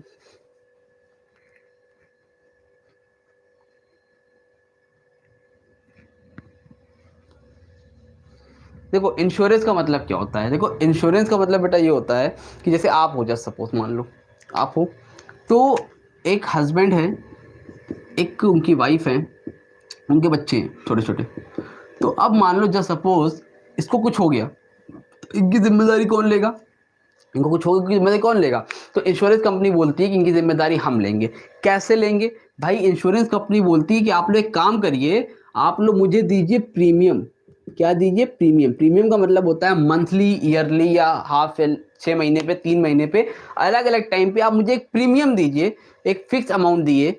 अगर इनकेस आपको कुछ होता है तो बदले में हम इनको कंपनसेट करेंगे। इसी तरह आपकी गाड़ी है, आपका घर है, फायर इंश्योरेंस, अलग अलग तरह के इंश्योरेंस होते हैं। आप हमें प्रीमियम दीजिए, इनकेस अगर आपके साथ कोई एक्सीडेंटल घटना होती है, कोई दुर्घटना होती है, कुछ एक्सीडेंट होता है, तो उसका कंपनसेट कौन करेंगे, हम करेंगे। ऐसा कौन बोलता है, ऐसा बोलती है इंश्योरेंस कंपनी। उसके लिए आपको क्या देना पड़ता है, प्रीमियम देना पड़ता है। समझ में आ रही बात, क्या देना पड़ता है, प्रीमियम देना पड़ता है। ठीक है, एक भाई जो सर बोल रहे हैं वही लिख देना, ये चीज़ सेम लिखे तो गलत नहीं होगा, बिल्कुल नहीं गलत होगा। ठीक, चलो यहाँ तक clear.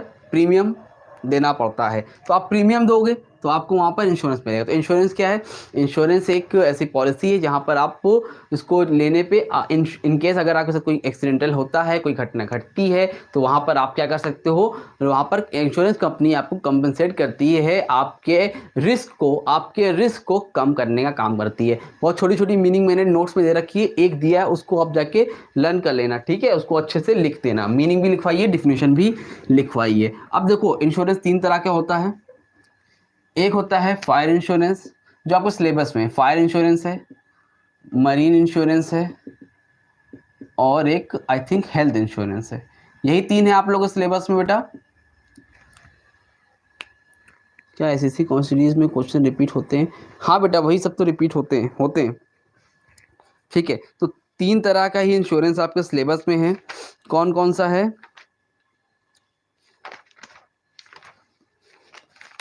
Fire insurance, health insurance और मरीन इंश्योरेंस। फायर इंश्योरेंस तब लिया जाता है जब आग लग गई और बदले में आपको कंपनसेट करती है कंपनी, उसको हम लोग बोलते हैं फायर इंश्योरेंस।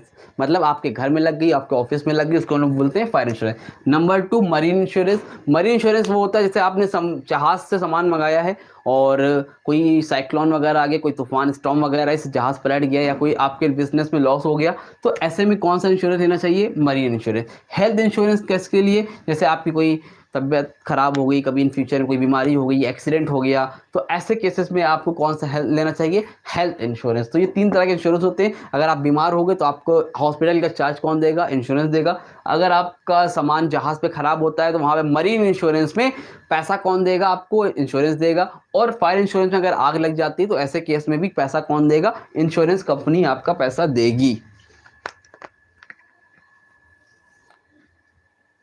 लाइफ इंश्योरेंस, ठीक है। देखो लाइफ इंश्योरेंस क्या होता है, एक लाइफ इंश्योरेंस भी, तो लाइफ इंश्योरेंस देख लो जल्दी से। देखो लाइफ इंश्योरेंस का मतलब होता है, देखो fire insurance, marine insurance, health insurance समझ गए। लाइफ इंश्योरेंस का मतलब होता है जैसे आपने इंश्योरेंस लिया, इसने इंश्योरेंस लिया, अगर इसकी डेथ हो गई तो इसका पैसा किसको मिल जाएगा? इसके फैमिली वालों को मिल जाएगा। ठीक है, तो लाइफ इंश्योरेंस में इतना डिफरेंट है और बाकी के इंश्योरेंस में यानी अदर इंश्योरेंस में डिफरेंट इतना सा है कि अगर मान लो लाइफ इंश्योरेंस आपने लिया है और अगर जिसने लिया उसकी डेथ हो जाती है तो उसकी जगह पर जो उसके फैमिली है उसको कंपनसेट किया जाएगा। और मान लो अगर उसकी डेथ नहीं होती तब क्या होगा? तब उसको पैसा मिल जाएगा। समझ में बात? लाइफ इंश्योरेंस एक इकलौता ऐसा इंश्योरेंस है जिसमें अगर एक्सीडेंटल हुआ, अगर आप मरे तो पैसा मिलेगा, नहीं मरे तब भी आपको पैसा मिलेगा। मर गए तो आपकी फैमिली को मिलेगा, नहीं मरे तो आपको मिल जाएगा। इसको हम लोग बोलते हैं लाइफ इंश्योरेंस। लेकिन फायर इंश्योरेंस, मरीन इंश्योरेंस और हेल्थ इंश्योरेंस में क्या डिफरेंस है? फायर इंश्योरेंस हमारे वो इंश्योरेंस होते हैं जिसमें अगर आग लगी तो आपको कंपनसेट मिलेगा, आग नहीं लगी तो जो आपने प्रीमियम दिया 1000, 2000, 3000 वो आपको वापस नहीं मिलेगा। समझ नहीं आ रही बात? मरीन इंश्योरेंस है वही हाल उसका है, वही हेल्थ इंश्योरेंस का है। अगर आप बीमार हुए तब पैसा मिलेगा, तो नहीं मिलेगा। लेकिन इसमें लाइफ इंश्योरेंस में अगर आप मरे, आपकी डेथ हुई तो आपको पैसा आपकी फैमिली को मिलेगा, और अगर नहीं मरे तो आपको मिल जाएगा। समझ में आई बात? चलो अब हम लोग आते हैं principle of insurance. Life insurance समझ गए कि नहीं समझे? जल्दी बोलो, यस और नो। यस और नो बेटा, जल्दी बताओ, समझे कि नहीं समझे? चलो आगे देखो। प्रिंसिपल ऑफ इंश्योरेंस 100% गारंटीड आएगा, 100% इसमें से क्वेश्चन आएगा आपका। क्या क्या होते हैं प्रिंसिपल ऑफ इंश्योरेंस? ध्यान से देखो और ध्यान समझना, नहीं समझ में नहीं आएगा। नंबर 1 है utmost good faith. Utmost good faith बहुत इंपॉर्टेंट टॉपिक है ये, ध्यान से समझना सब। और पेपर में कल आएगा ये, सब लोग समझ लो 100% आएगा पेपर में, ये आना ही आना है, हो ही नहीं सकता कि पेपर में नहीं आए। कल आके बताना कि सर आया था कि नहीं आया था, लिख लो इस बात को। Utmost good faith. Principle insurance मतलब होता है कि इंश्योरेंस में कुछ प्रिंसिपल होते हैं जिनको हमें फॉलो करना चाहिए। ठीक है, number 1 utmost good faith. Utmost good faith का मतलब होता है कि आप अगर इंश्योरेंस ले रहे हो तो आपको क्या करना चाहिए? फेथ रखना चाहिए। भाई एक कंपनी होती है, एक इंश्योर पर्सन जो इंश्योरेंस लेता है, एक इंश्योरर होता है जो इंश्योरेंस करता है। इंश्योरर होता है जो इंश्योरेंस करता है, एक होता है इंश्योर्ड पर्सन जो कि इंश्योरेंस लेता है। एक इंश्योर करने वाला कंपनी और एक इंश्योरेंस लेने वाला जो भी पर्सन है। तो अटमोस्ट गुड फेथ, आपको फेथ रखना चाहिए, आपको किसी तरह की चीट नहीं करनी चाहिए। अगर आप इंश्योरेंस करा रहे हो तो अगर मान लो आप बीमार हो, आप मान लो किसी पर्सन को कैंसर है और वो इंश्योरेंस ले रहा है, उसको पता है कि हम 6 महीने बाद मर जाएंगे, लेकिन इंश्योरेंस कंपनी से छुपा रहा है, तो ये गलत बात है, उसको बता देना चाहिए। और इस तरह कंपनी ने कोई पॉलिसी है छुपा के रखी है, बाद में बोले नहीं पैसा नहीं मिलेगा, तो नहीं, तो दोनों को गुड फेथ रखना चाहिए, किसी को किसी के साथ चीट नहीं करना चाहिए। ये होता है अटमोस्ट गुड फेथ का मतलब। ठीक है,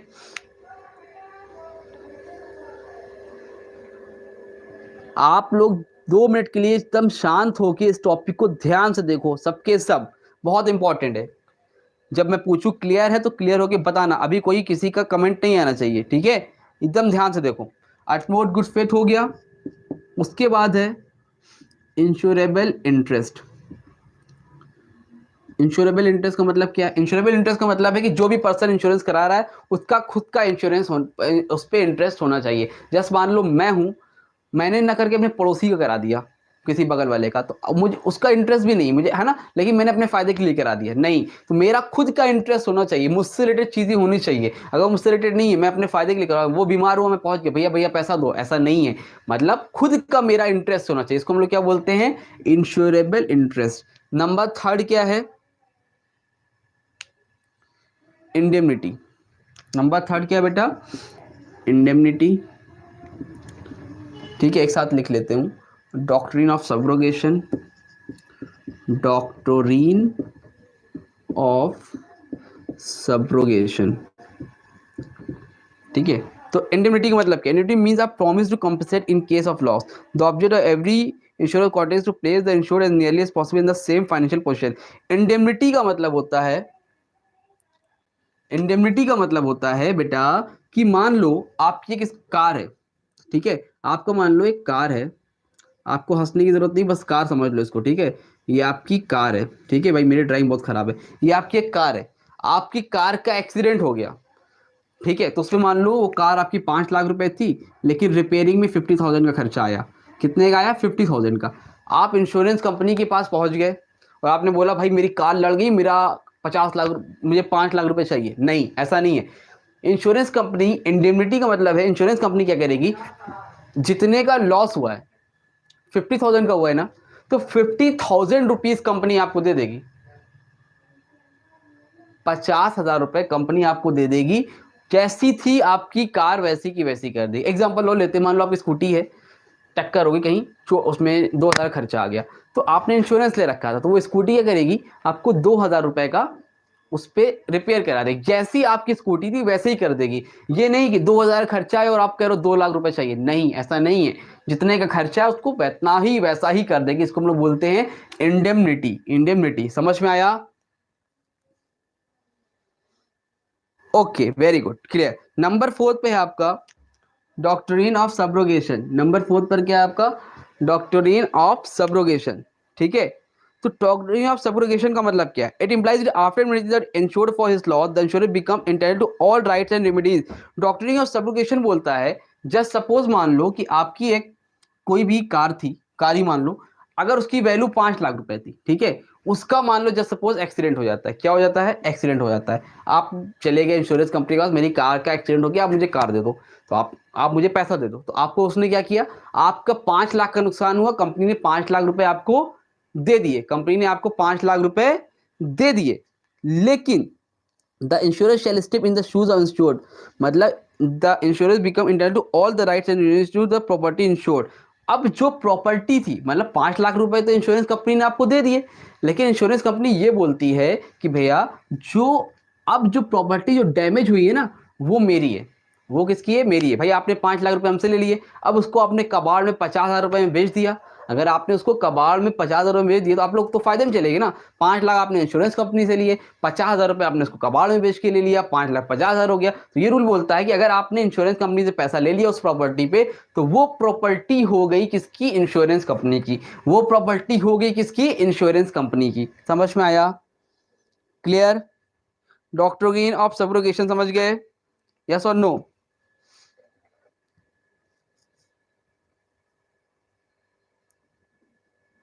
क्लियर है? बहुत इंपॉर्टेंट है, देखते जाओ। नंबर 5, नंबर 5 पे है बेटा आपका कंट्रीब्यूशन। कंट्रीब्यूशन का मतलब होता है कि मान लो जस्ट सपोज एक कोई पर्सन है ना, और एक उसने LIC कंपनी से इंश्योरेंस लिया, दूसरा उसने सहारा से लिया, ठीक है, एक ही प्रॉपर्टी में। आपकी स्कूटी है, आपने 50,000 का इस पे लिया, 50,000 का इस पे लिया, अलग अलग दो इंश्योरेंस कंपनी पे। अब आपकी एक्सीडेंट हो गई स्कूटी का, आपका भाई 20,000 का नुकसान हो गया, तो आप सोच रहे हो कि हम LIC वाले से भी 20,000 ले लें और सहारा वाले से भी 20,000 रुपए ले लें, तो ऐसा पॉसिबल बिल्कुल भी नहीं है।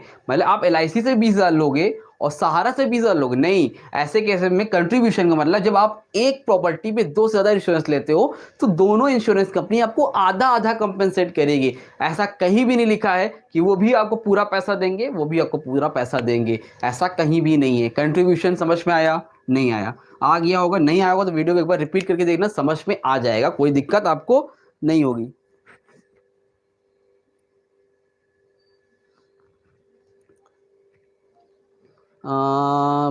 एक बार और कौन सा बेटा, और एक बार कौन सा बताना, जल्दी बताओ। वॉइस नहीं आ रही है सर आपकी, वॉइस तो क्लियर है आई थिंक। अशीना जो थोड़ा पीछे करके देख लीजिए, कहाँ पे कौन सा टॉपिक समझ में नहीं है, जल्दी बोलो। Doctrine of subrogation, doctrine of subrogation का मतलब समझो, फिर से देख लो एक बार, बहुत इंपॉर्टेंट है। डॉक्ट्रिन ऑफ सब्रोगेशन का मतलब होता है, जैसे सपोज मान लो आपकी एक प्रॉपर्टी है, आप मान लो इसको आपकी एक कार है, क्या है आपके पास, एक कार है, कार की वैल्यू है 3 लाख रुपए। कार का एक्सीडेंट हो गया, आपने इंश्योरेंस करा रखा था, कार का एक्सीडेंट हो गया, आपने इंश्योरेंस करा रखा था, 3 लाख रुपए आपको इंश्योरेंस कंपनी ने दे दिए। भाई आपने कहा मुझे मेरा एक्सीडेंट हो गया, हमने इंश्योरेंस कराया था, हमें पैसा दे दो। कंपनी ने आपको 3 लाख रुपए दे दिए, ठीक है, कंपनी ने आपको 3 लाख रुपए दे दिए। लेकिन अब कंपनी बोलती है जो कार का एक्सीडेंट हुआ ना, जो कार एकदम कबाड़ बन चुकी है, वो प्रॉपर्टी अब मेरी है, कार मेरी है। अगर हमने आपको 3 लाख रुपए दे दिए तो वो कार जो है किसकी हो गई, इंश्योरेंस कंपनी की हो गई। आप उसको नहीं रख सकते हो, अगर कोई भी चीज़ है, कोई भी घटना घटती है तो वो पैसा किसका हो गया, इंश्योरेंस कंपनी का हो जाता है। समझ में आई बात। जैसे मेरा मोबाइल है, अगर मैंने इस पर इंश्योरेंस ले रखा है, इन केस मान लो अगर मैंने इंश्योरेंस ले रखा है, अगर कोई इसमें घटना घटती है और मैंने जाके इसका पैसा ले लिया तो ये मोबाइल इंश्योरेंस कंपनी का हो जाएगा। ठीक है, क्लियर बेटा। कंट्रीब्यूशन समझ गए होगे आई थिंक, जहां पर आपने 2 इंश्योरेंस कंपनी से पैसा ले रखा है, आधा आधा दोनों लोग पे करेंगी, दोनों आप इकट्ठा दोनों से नहीं ले सकते हो। ठीक है, उसके बाद नेक्स्ट है आपका, अश्विना को भी क्लियर हो गया है। ऐश्वर्या यू फ्रॉम रोकेला Odisha, yes sir, yes sir. चलो नेक्स्ट है हमारा कॉस प्रॉक्सिमा। कॉस प्रॉक्सिमा इतना खतरनाक नाम है, लेकिन डरने वाली कोई बात नहीं, बहुत हल्की चीज़ है, बहुत ईजिली चीज़ है, लग रहा है कि बहुत डेंजरस है, बट ऐसा कुछ है नहीं इसमें। कॉस प्रॉक्सिमा इसका मतलब क्या होता है सर, देखो ये बोलते हैं कि आप जब एग्रीमेंट कराते हो तो आपने लिखा है ना कि अगर आपका कुछ होता है तो 1 लाख रुपए ही हम आपको देंगे, 1 लाख रुपीज ही हम आपको कंपनसेट करेंगे। तो एग्रीमेंट में जितने की बात हुई है इंश्योरेंस कंपनी उतना ही देगी। मान लो आपको 5 लाख का नुकसान हो गया, एग्रीमेंट आपका 2 लाख रुपए का बना है, तो कंपनी आपको सिर्फ और सिर्फ कितना देगी, 2 लाख रुपए पे ही कंपनसेट करेगी, इससे ज्यादा पे नहीं करेगी। जितने का एग्रीमेंट हुआ उतने ही पे देगी। इसी को बोलते हैं कॉस्ट प्रॉक्सिमा, कोई बहुत बड़ी चीज नहीं है। समझ में आई बात।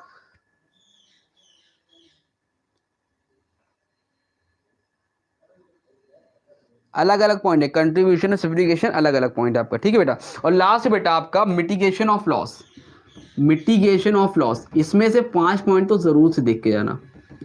मिटिगेशन ऑफ लॉस, और कुछ कभी कभी अलग से पूछ लेता, अलग से क्या पूछ लेता, अलग से आपका doctrine of subrogation, cause of Proxima, ये दोनों जरूर से देखे जाना। ये और ये अलग से देख लेना, ये आपसे अलग से भी 2 नंबर में पूछ सकता है। ठीक है।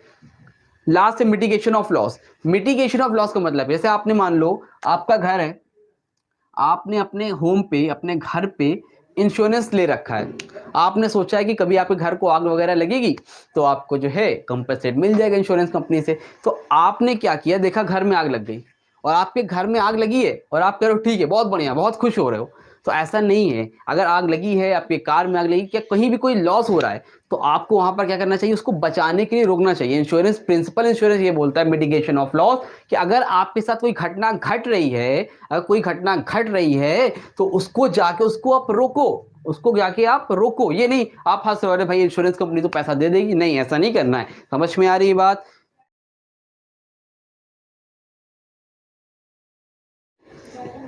चलो देखो जल्दी से बैंकिंग चैप्टर में क्या पढ़ना है हमें, जल्दी से देखो। चार्जिंग बैटरी की थोड़ी कम है, 8% है, जल्दी से मुझे खत्म कराना है। ठीक है, देखो अगर फटाफट करते हो जल्दी जल्दी खत्म करते हैं। बैंकिंग चैप्टर, बैंकिंग का मतलब होता है जहां बैंक इंस्टीट्यूशन होता है जो कि हमें लोन वगैरह प्रोवाइड करने का काम करता है, इसको हम लोग क्या बोलते हैं, बैंक बोलते हैं। क्या बोलते हैं बेटा, इसको हम लोग बैंक बोलते हैं। अब बैंक क्या करता है, हमें लोन प्रोवाइड करता है, हमारे पैसे जमा करता है, डिपॉजिट करता है, ये सारे काम करता है bank.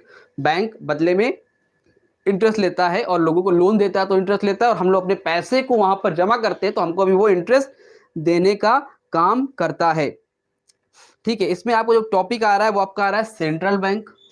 Central bank commercial bank में क्या डिफरेंस है ये देख लेना। सेंट्रल बैंक कौन होता है, सेंट्रल बैंक कौन होता है आपका, सेंट्रल बैंक इंडिया का कौन है? आरबीआई है। हर कंट्री का एक सेंट्रल बैंक होता है। इंडिया का सेंट्रल बैंक कौन है? आरबीआई, यानी कि reserve bank of India. Start कब हुआ था याद रखना, 1 अप्रैल 1935 को स्टार्ट हुआ था। और साथ ही साथ सेंट्रल बैंक एक इकलौता बैंक है जो कि नोट इशू करता है। क्या करता है? नोट इशू करता है। 1 रुपी नोट और कॉइन, 1 रुपी नोट और कॉइन कौन इशू करता है? वो गवर्नमेंट इशू करती है। बाकी जितनी भी नोट है, 10 की, 20 की, 100 की, 1000, 2000 की, सबको इशू कौन करता है? सेंट्रल बैंक करता है। कॉइन और 1 रुपी नोट कौन करता है? मिनिस्ट्री ऑफ फाइनेंस यानी गवर्नमेंट करती है। बाकी सारी कौन इशू करता है? सेंट्रल बैंक करता है। समझ में आ गई बात? सेंट्रल बैंक कौन है? ठीक है, चलो आगे आपका सेंट्रल बैंक कमर्शियल बैंक में डिफरेंस आएगा। कमर्शियल बैंक पब्लिक का बैंक होता है, सेंट्रल बैंक गवर्नमेंट का बैंक होता है। सेंट्रल बैंक के पास नोट इशू करने का राइट्स होता है, कमर्शियल बैंक के पास नोट इशू करने का राइट्स नहीं होता है। और every country is only one central bank, her country का सेंट्रल बैंक एक ही होता है। लेकिन कमर्शियल बैंक का कई भी होते हैं, प्राइवेट भी होते हैं, गवर्नमेंट भी होते हैं। सेंट्रल बैंक पब्लिक के लिए सर्व करने के लिए होता है, वेलफेयर के लिए होता है। लेकिन कमर्शियल बैंक किसके लिए होता है? कमर्शियल बैंक आपका सिर्फ और सिर्फ किसके लिए होता है?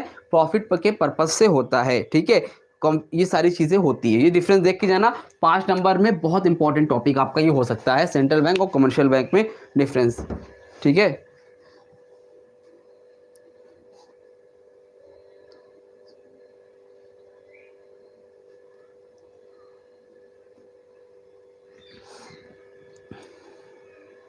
ठीक। इंपॉर्टेंट चैप्टर्स की वीडियो बनी हुई है रेहान दानिश, आप जाइए और सारे क्वेश्चन बता रखे हो, आप जाके देख लो।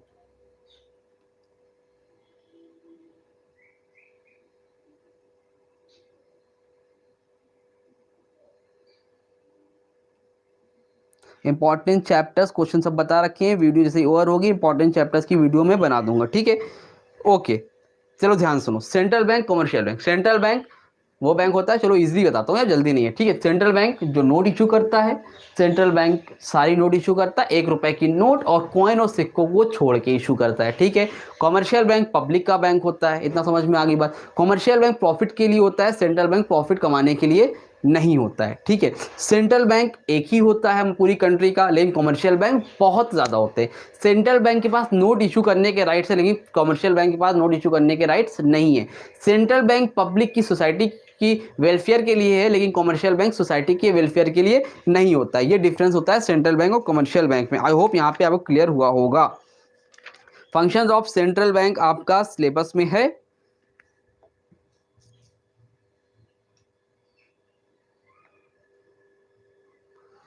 ओके, तो आपका जो सबसे पहला फंक्शन है सेंट्रल बैंक का, वो है आपका, ध्यान सुनो, monopoly of note issue. Monopoly of note issue का मतलब है कि सेंट्रल बैंक के पास राइट्स होता है नोट इशू करने हैं, जो मैंने आपको बताया। ठीक है, कमर्शियल बैंक आपका सिलेबस है नहीं, सेंट्रल बैंक है जिसमें आपके पास राइट्स है नोट इशू करने का, कि आप नोट इशू कर सकते हो। किसके पास राइट है? वो सिर्फ सेंट्रल बैंक के पास।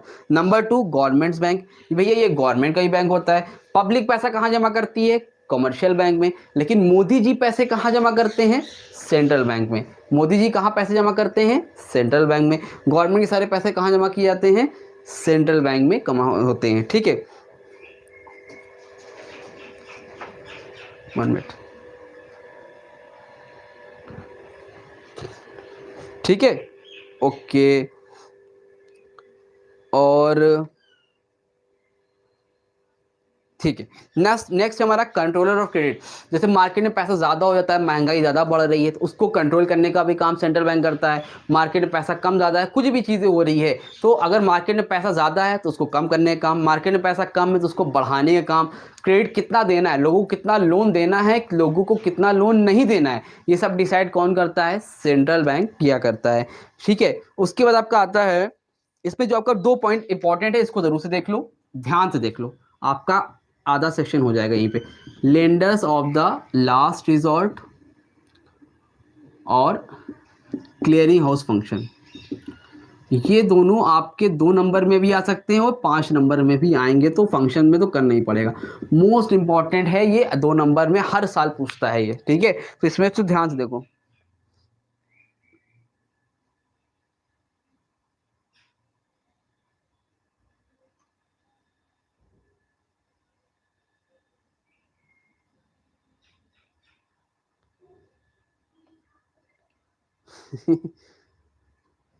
ठीक है, ओके।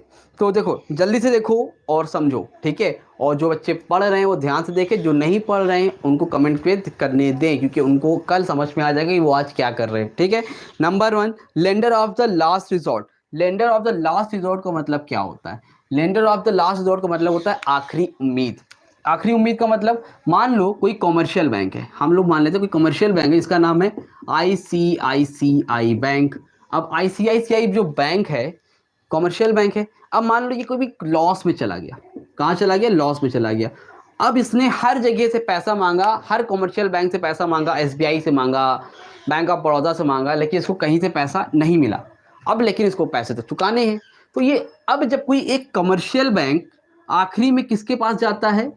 सेंट्रल बैंक के पास। सेंट्रल बैंक उसका होता है lender of the last resort, यानी कि आखिरी उम्मीद। अगर कॉमर्शियल बैंक के पास पैसे नहीं होते हैं तो उनकी आखिरी उम्मीद कौन होता है? आपका सेंट्रल बैंक। तो सेंट्रल बैंक उनकी हेल्प करता है, किसकी? कॉमर्शियल बैंक की। इसी को बोलते हैं lender of the last resort. समझ में आई बात? नेक्स्ट है clearing house function. Clearing house function का बेटा मतलब होता है कि मान लो कोई ये लोन चाहिए था, यहाँ पे तो लोन लेने के लिए गया, नहीं मान लो कोई बैंक है, मान लो PNB, पंजाब नेशनल बैंक, ये दिवालिया घोषित हो गया। दिवालिया मतलब खत्म, करप्ट, चला गया, भाग गया, कुछ भी हो गया, मतलब अब ये बैंक के पास पैसा नहीं है, खत्म।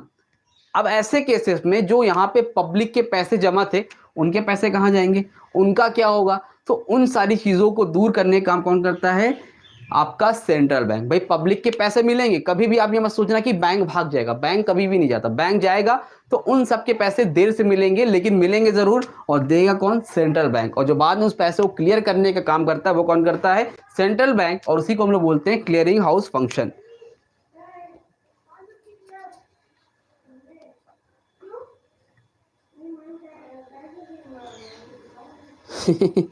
And you are still here, very good.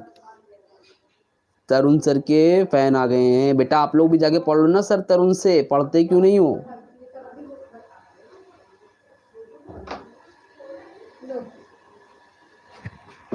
ले ली, मैं ले ली, दौड़ ले लो उधर।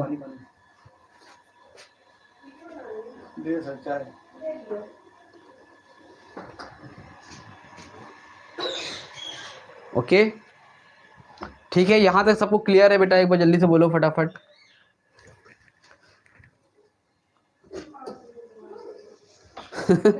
ये सब तरुण सर के फैन है। अरे तो तरुण सर भी तो अच्छा पढ़ाते हैं ना, उसमें कोई दिक्कत की बात थोड़ी है। चलो ठीक है, आप लोग भी कहाँ परेशान हो? आप लोग बेटा जाओ पढ़ाई करो, इस सब चक्कर में मत पढ़ो, ठीक है। कमेंट करोगे तो चले जाओगे। इन सब के पास कोई काम नहीं लगता है जो तरुण सर के नारे लगा रहे हैं। तरुण सर के चमचे जाके उनसे पढ़। चलो ठीक है, इस सब पे ध्यान मत दो, आगे आगे पढ़ाई पे ध्यान दो, ठीक है। ये बताओ पहले जल्दी से एक बार यस सर बोल दो, lender of the last resort और क्लियरिंग हाउस फंक्शन समझ में आया कि नहीं आया? यस और नो, जल्दी बोलो बेटा।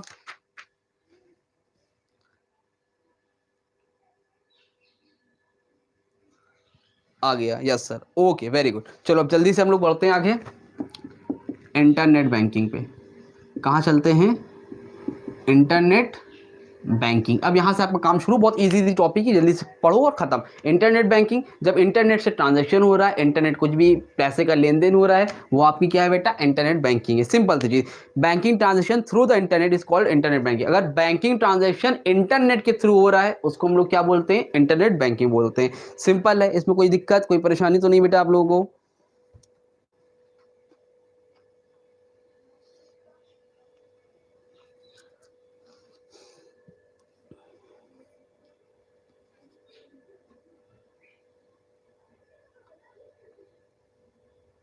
ओके ठीक है, यहाँ पे क्लियर हो गया। इंटरनेट बैंकिंग क्लियर है, कोई दिक्कत नहीं। यहाँ पर ऑनलाइन ट्रांजैक्शन हो रहा है इंटरनेट के थ्रू, वो इंटरनेट बैंकिंग है। अब आपका आता है बहुत इंपॉर्टेंट टॉपिक, और ये कल आपको एग्जाम में दिखेगा, NEFT वर्सेस RTGS। और एक क्वेश्चन आपका बनता है डेबिट कार्ड, जरा चार्जिंग बताइए कितनी है? 5 है, चलो हो जाएगा।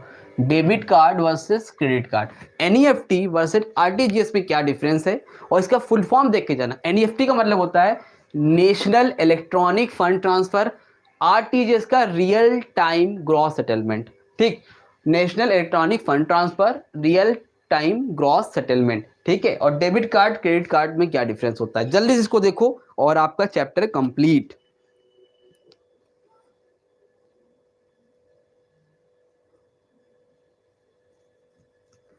हाँ, एक्सटर्नल सोर्सेस बेटा डिटेल में जरूर से पढ़ना है, ठीक है।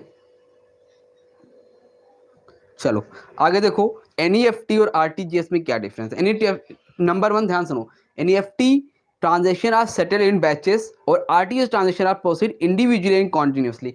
जो एनईएफटी होता है ना, उसमें बैचेस में सेटल होता है। जैसे आप गए पैसा जमा करने, इकरा ने जमा किया, फिर दूसरे किसी ने, ऋषिका ने जमा किया, ओपी गेमर ने जमा किया, निखिल ने जमा किया, इस तरह लोग जा रहे हैं पैसा जमा करने। जब इकट्ठा हो गए लोग, 10 लोग इकट्ठा हो गए, तो वो बैचेस में सेटल करता है, एक बार में पैसे नहीं भेजता है, 10-10 लोग के एक बार में भेजता है।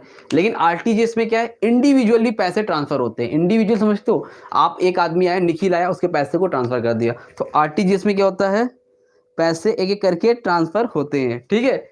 और ठीक है, और एनईएफटी में क्या होता है, थोड़ा थोड़ा करके होता है। यहाँ तक क्लियर है, बात समझ में आ रही है। चलो ठीक है, ये हो गया आपका एनईएफटी और दूसरा हो गया आपका आरटीजीएस। क्लियर है, आगे सुनो, नो मिनिमम वैल्यू। एनईएफटी में कोई भी मिनिमम वैल्यू नहीं होती है, मतलब आप चाहो तो 10 रुपए भी ट्रांसफर कर सकते हो। लेकिन आरटीजीएस में आपको कम से कम 2 लाख रुपए ट्रांसफर करने पड़ते हैं। एनईएफटी में मिनिमम आप 5 रुपए भी ट्रांसफर कर सकते हो, लेकिन आरटीजीएस में कम से कम 2 लाख रुपए ट्रांसफर करने के लिए होने चाहिए।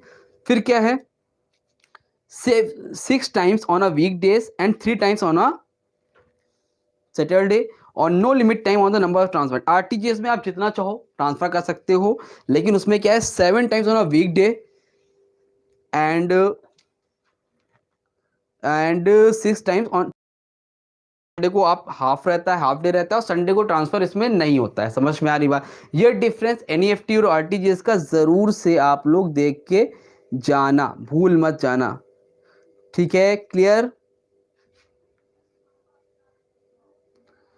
कुणाल वाईटी कितना पैसा मिला, ओहो बेटा, चलो चलो ठीक है, कोई बात नहीं, कंटिन्यू। फालतू लोग यहाँ ही आना को था क्या, just for fun. No sir, yes sir, okay. तो ये NEFT RTGS most important question है, आपके पेपर में आएगा, ध्यान से इसको देख के जाना। नेक्स्ट क्वेश्चन जो आपका बनेगा बेटा, इसमें डेबिट कार्ड क्रेडिट कार्ड है। डेबिट कार्ड समझ लो, डेबिट एटीएम का मतलब क्या है, ऑटोमेटिक टेलर मशीन। एटीएम जानते हो, यहाँ पे पैसा निकालते हो ऑटोमेटिक, उसको फुल फॉर्म याद कर लो, एटीएम का ऑटोमेटिक टेलर मशीन। उसके बाद डेबिट कार्ड क्रेडिट कार्ड में क्या डिफरेंस होता है, ये आपका सिलेबस का पार्ट है। डेबिट कार्ड के लिए आपके अकाउंट में पैसे होने चाहिए तब पैसे निकलेंगे। डेबिट कार्ड के लिए आपके अकाउंट में पैसे होने चाहिए तब निकलेंगे। लेकिन क्रेडिट कार्ड में आपके अकाउंट में पैसे नहीं भी होंगे तब भी पैसे निकलेंगे, और आपको 45 डेज बाद पैसे को रिटर्न करना पड़ता है। समझ में आ रही है, विद इंटरेस्ट। तो डेबिट कार्ड में पैसे बैंक में होने चाहिए, क्रेडिट कार्ड में पैसे बैंक में नहीं भी होगा तो आपका काम चल जाएगा, पैसा निकाल सकते हो। सुनो, debit card not a debtor, credit card कौन होते हैं, डेटर होते हैं। क्रेडिट फैसिलिटी डेबिट कार्ड में अवेलेबल नहीं होती है, क्रेडिट कार्ड में अवेलेबल होती है। Payment by the card holder, मतलब यूज करने से पहले आपको पैसा देना पड़ता है। अगर डेबिट कार्ड आप यूज कर रहे हो तो आपको पैसा देना पड़ेगा यूज करने से पहले, और वहां पर क्या है, आफ्टर यूजिंग द कार्ड। उसमें क्या है, डेबिट कार्ड नॉट रिक्वायर्ड, उसमें क्या है बेटा, रिक्वायर्ड। उसमें क्या है, नॉट रिक्वायर्ड, और उसमें क्या है बेटा जी, रिक्वायर्ड। समझ में आई बात।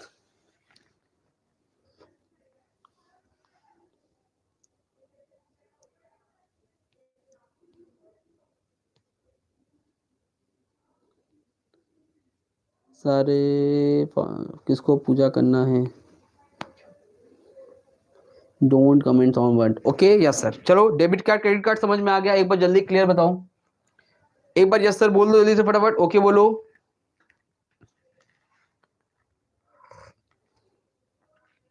जल्दी से फटाफट बताओ, डेबिट कार्ड क्रेडिट कार्ड समझ में आ गया, ओके। चलो ठीक है, अपने बच्चों का भी कमेंट आना स्टार्ट हो गया, ओके करके बोल रहे हैं, ठीक है। आगे देखो, अब आगे बढ़ते हैं, और लास्ट टॉपिक है हमारा जो इसमें आपका आ सकता है, एक तो प्रिकॉशन है यूजिंग कार्ड और डेबिट कार्ड। ये बेटा इसके लिए तो देखो तो सिंपल है, मैं एक्सप्लेन नहीं करूंगा, आपने समझो। अगर आप डेबिट कार्ड और क्रेडिट कार्ड अपने जेब में रख के चलते हो या आपके पास पर्स में होता है, तो आपको कौन सी प्रिकॉशन यूज़ करनी चाहिए भाई, संभाल के रखना चाहिए। अगर कभी गिर जाता है तो बैंक में आपको इन्फॉर्म कर देना चाहिए। यही सारी प्रिकॉशन होती है जो आपको यूज़ करनी चाहिए, है ना। आपको सारे उसके नंबर नोट करके रखना चाहिए। हाँ सर काम नहीं करे, कितने % हुआ, 3 है ना, कोई बात नहीं, वो माइक काम नहीं करता फिर, ठीक है। नहीं, इंडस्ट्रियल रिलेशन आपका सिलेबस नहीं है, ठीक है, ओके। तो ये आपके प्रिकॉशंस हो गए, ठीक है। तो अब इसको देख लेना, प्रिकॉशन मतलब आप अगर एटीएम कार्ड यूज कर रहे हो तो वहां पर आपको सारी चीजें क्या करनी चाहिए, ठीक है। उसके बाद आपका जो लास्ट सिलेबस है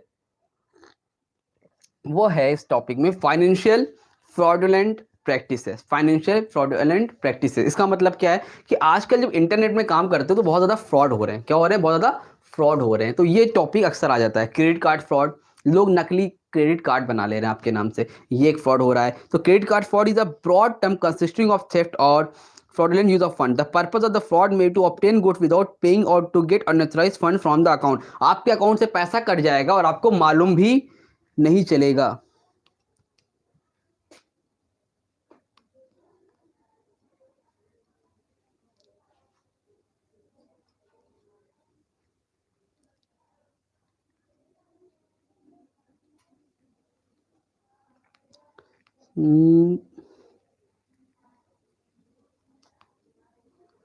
ओके,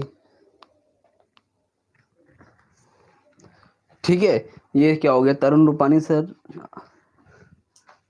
ओके, ठीक है, ठीक है। तो तरुण रूपानी सर खुद ही आके बोल रहे हैं Aamir sir is best, thank you so much sir.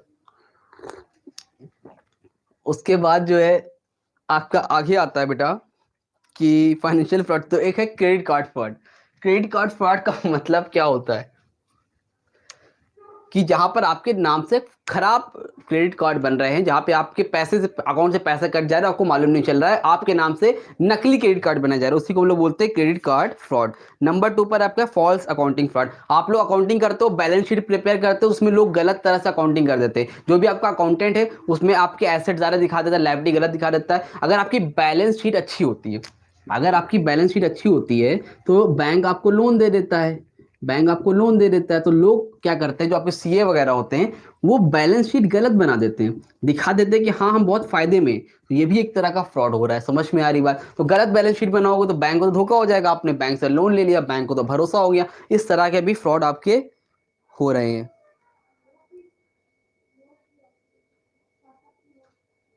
ठीक। नेक्स्ट है आपका इंश्योरेंस फ्रॉड। इंश्योरेंस फ्रॉड बहुत हो रहा है आजकल। लोग इंश्योरेंस समझते हो, any action taken with the intention of obtain a fraud benefit from insurance tries to obtain some advantage to which he is not entitled. It may occur when insurance knowingly. Insurance fraud क्या होता है भाई? Insurance लोग किसी के नाम से कहीं भी इंश्योरेंस करा दे रहे हैं, बाद में वो पॉलिसी काम नहीं कर रही है। तो इस तरह की भी चीज़ें जहाँ पे इंश्योरेंस फ्रॉड आपका आ रहा है। इंटेलेक्चुअल प्रॉपर्टी फ्रॉड बहुत बड़ा फ्रॉड। इंटेलेक्चुअल प्रॉपर्टी फ्रॉड का मतलब होता है कि जैसे आप समझ लो आपकी प्रॉपर्टी है, आपकी प्रॉपर्टी है, एक ही प्रॉपर्टी पे कई कई लोगों का नाम है, वो मेरे नाम से भी आपके भी नाम से ही, समझ में आ रही बात? तो उसको लोग किसी की आईडी किसी के नाम से करके किसी के नाम पे बेच दे रहे हैं। Intellectual property fraud, this is a fraud involving property that is protected under patent, trademark, copyright, trade secrets law. Intellectual property fraud consist of wide range of activities, ठीक है। फ्रॉड, द फ्रॉड में involve gaining illegal access to protect material, this is basically a theft intellectual property through miss. Another type of intellectual property fraud is false registration on someone's intellectual property. मतलब लोग किसी के नाम से भी आपको इस तरह कर सकते हैं, ये प्रॉपर्टी फ्रॉड होता है। इसमें सबसे जो इंपॉर्टेंट है वो आपका ये है लास्ट वाला, ये अलग से पूछ लेता है आपसे, तो इसको देख के जाना, internet and cyber fraud. Internet and cyber fraud, जिसपे आप लोगों ने देखा होगा कि आजकल लोग फेसबुक पे, इंस्टा पे अननोन पर्सन आपसे बहुत से लोग जुड़ जाते हैं और फिर उसमें बहुत से अलग तरह के आपको फ्रॉड करते हैं। जैसे आजकल लोन वाला चला था कि पहले वो आपको लोन देंगे और लोन देने के बाद में आपको वो हैरेस करते हैं, कहते हैं कि जो है आपने ना लोन नहीं चुकाया तो हम आपको बदनाम कर देंगे, ऐसा कर देंगे, आपके डेटा मेरे पास है। इस तरह के साइबर फ्रॉड बहुत ज़्यादा हो रहे हैं। तो ये सारी चीज़ें, और ये क्वेश्चन आपसे पूछ सकता है वो 2 नंबर में, इंटरनेट और साइबर फ्रॉड क्या है, कई बार ये क्वेश्चन आया है। तो इंटरनेट साइबर फ्रॉड को अच्छे से देख लेना कि क्या चीज़ें होती हैं, ठीक है। तो इंटरनेट साइबर फ्रॉड में इस तरह की फ्रॉड होती है जहाँ पर हैकिंग हो जाती है, आपके डेटा को हैक कर लिया जाता है ना, आपका जो भी सिस्टम है आपकी कंपनी का, वो सारी चीज़ें हैक हो जाती है। इसी को हम लोग बोलते हैं internet and cyber fraud. Clear?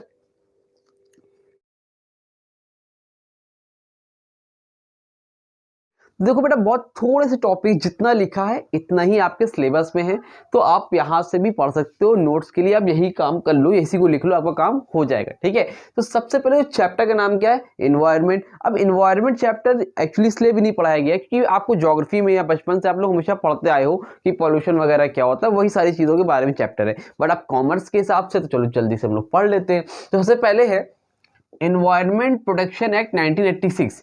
ये क्या है, देखो एनवायरमेंट को बहुत ज़्यादा पॉल्यूशन होता है, जैसे वाटर पॉल्यूशन, एयर पोल्यूशन, तो बहुत ज़्यादा हार्म होता है ना। अलग नॉइस पोल्यूशन, जिससे क्या होती है सारी चीज़ें बहुत हार्मफुल हो जाती है ना। हमारा जो हेल्थ है वो प्रॉब्लम होती है ना। पानी खराब हो जाएगा, हेल्थ में दिक्कत होगी, तो ये सारी चीज़ें आती है। तो अब इसके लिए ऐसा ना हो तो गवर्नमेंट ने क्या बनाया, एनवायरमेंट प्रोटेक्शन एक्ट बनाया, एक कानून लेके आए 1986 के अकॉर्डिंग कि अब वो क्या एक्ट लेके आया उसके बारे में, उसके सारे फीचर्स देखेंगे कि हमारा एनवायरनमेंट जो है खराब ना होने पाए, उसके लिए उन्होंने कुछ कानून बनाया। ठीक है, क्या बनाया भैया, तो government of India enacted this law, government of India ने बनाया था for protection and improvement of human environment. मतलब प्रोटेक्शन, एक तो एनवायरनमेंट को प्रोटेक्ट करना है कि वाटर खराब ना हो, नॉइस पोल्यूशन ज्यादा ना हो, है ना, एनवायरनमेंट हेल्दी रहे, एक तो प्रोटेक्ट करना है, और साथ ही साथ अगर खराब हो रहा है तो उसमें इंप्रूवमेंट लाना है। ये सारी चीजें का लिए ये एक्ट बना गया था। ठीक है, अब फीचर्स क्या क्या है इसके, features of environment protection act, तो आपके सिलेबस में भी है, इसके 5 फीचर्स जरूर से बच्चा देख लेना, क्योंकि इस साल ही ऐड हुआ है पेपर में, तो आने के चांसेस इसके रहेंगे। ठीक है, तो सबसे पहला फीचर जो है वो है the act covers all forms of pollution. जो ये एक्ट है वो किसी एक पॉल्यूशन के बारे में बात नहीं करता, ऑल फॉर्म्स ऑफ पॉल्यूशन, जितने भी तरह के पॉल्यूशन होते हैं सबको कवर करता है, जैसे एयर हो, वाटर हो, सोल हो, और चाहे नॉइस पॉल्यूशन हो, तो जितने भी तरह के पॉल्यूशन होते हैं सबको कवर करता है। आई थिंक आपने बचपन से तो पॉल्यूशन के बारे में पढ़ा ही होगा कि पॉल्यूशन क्या होता है, तो अलग अलग तरह से क्लास थर्ड फोर्थ से आप इसे लिखना स्टार्ट कर देते हो पॉल्यूशन के बारे में। तो अलग अलग तरह के पॉल्यूशन है और सारे पॉल्यूशन को ये एक्ट कवर करता है। ठीक, number 2, it provide safe standard. ये क्या करता है, सेफ स्टैंडर्ड प्रोवाइड करता है for the presence of various pollutants in the environment. जो भी आपका सेफ स्टैंडर्ड है, जिससे ज्यादा आप जाओगे तो ज्यादा हार्मफुल रहेगा, मतलब एक सेफ स्टैंडर्ड आपको प्रोवाइड करने का काम करता है।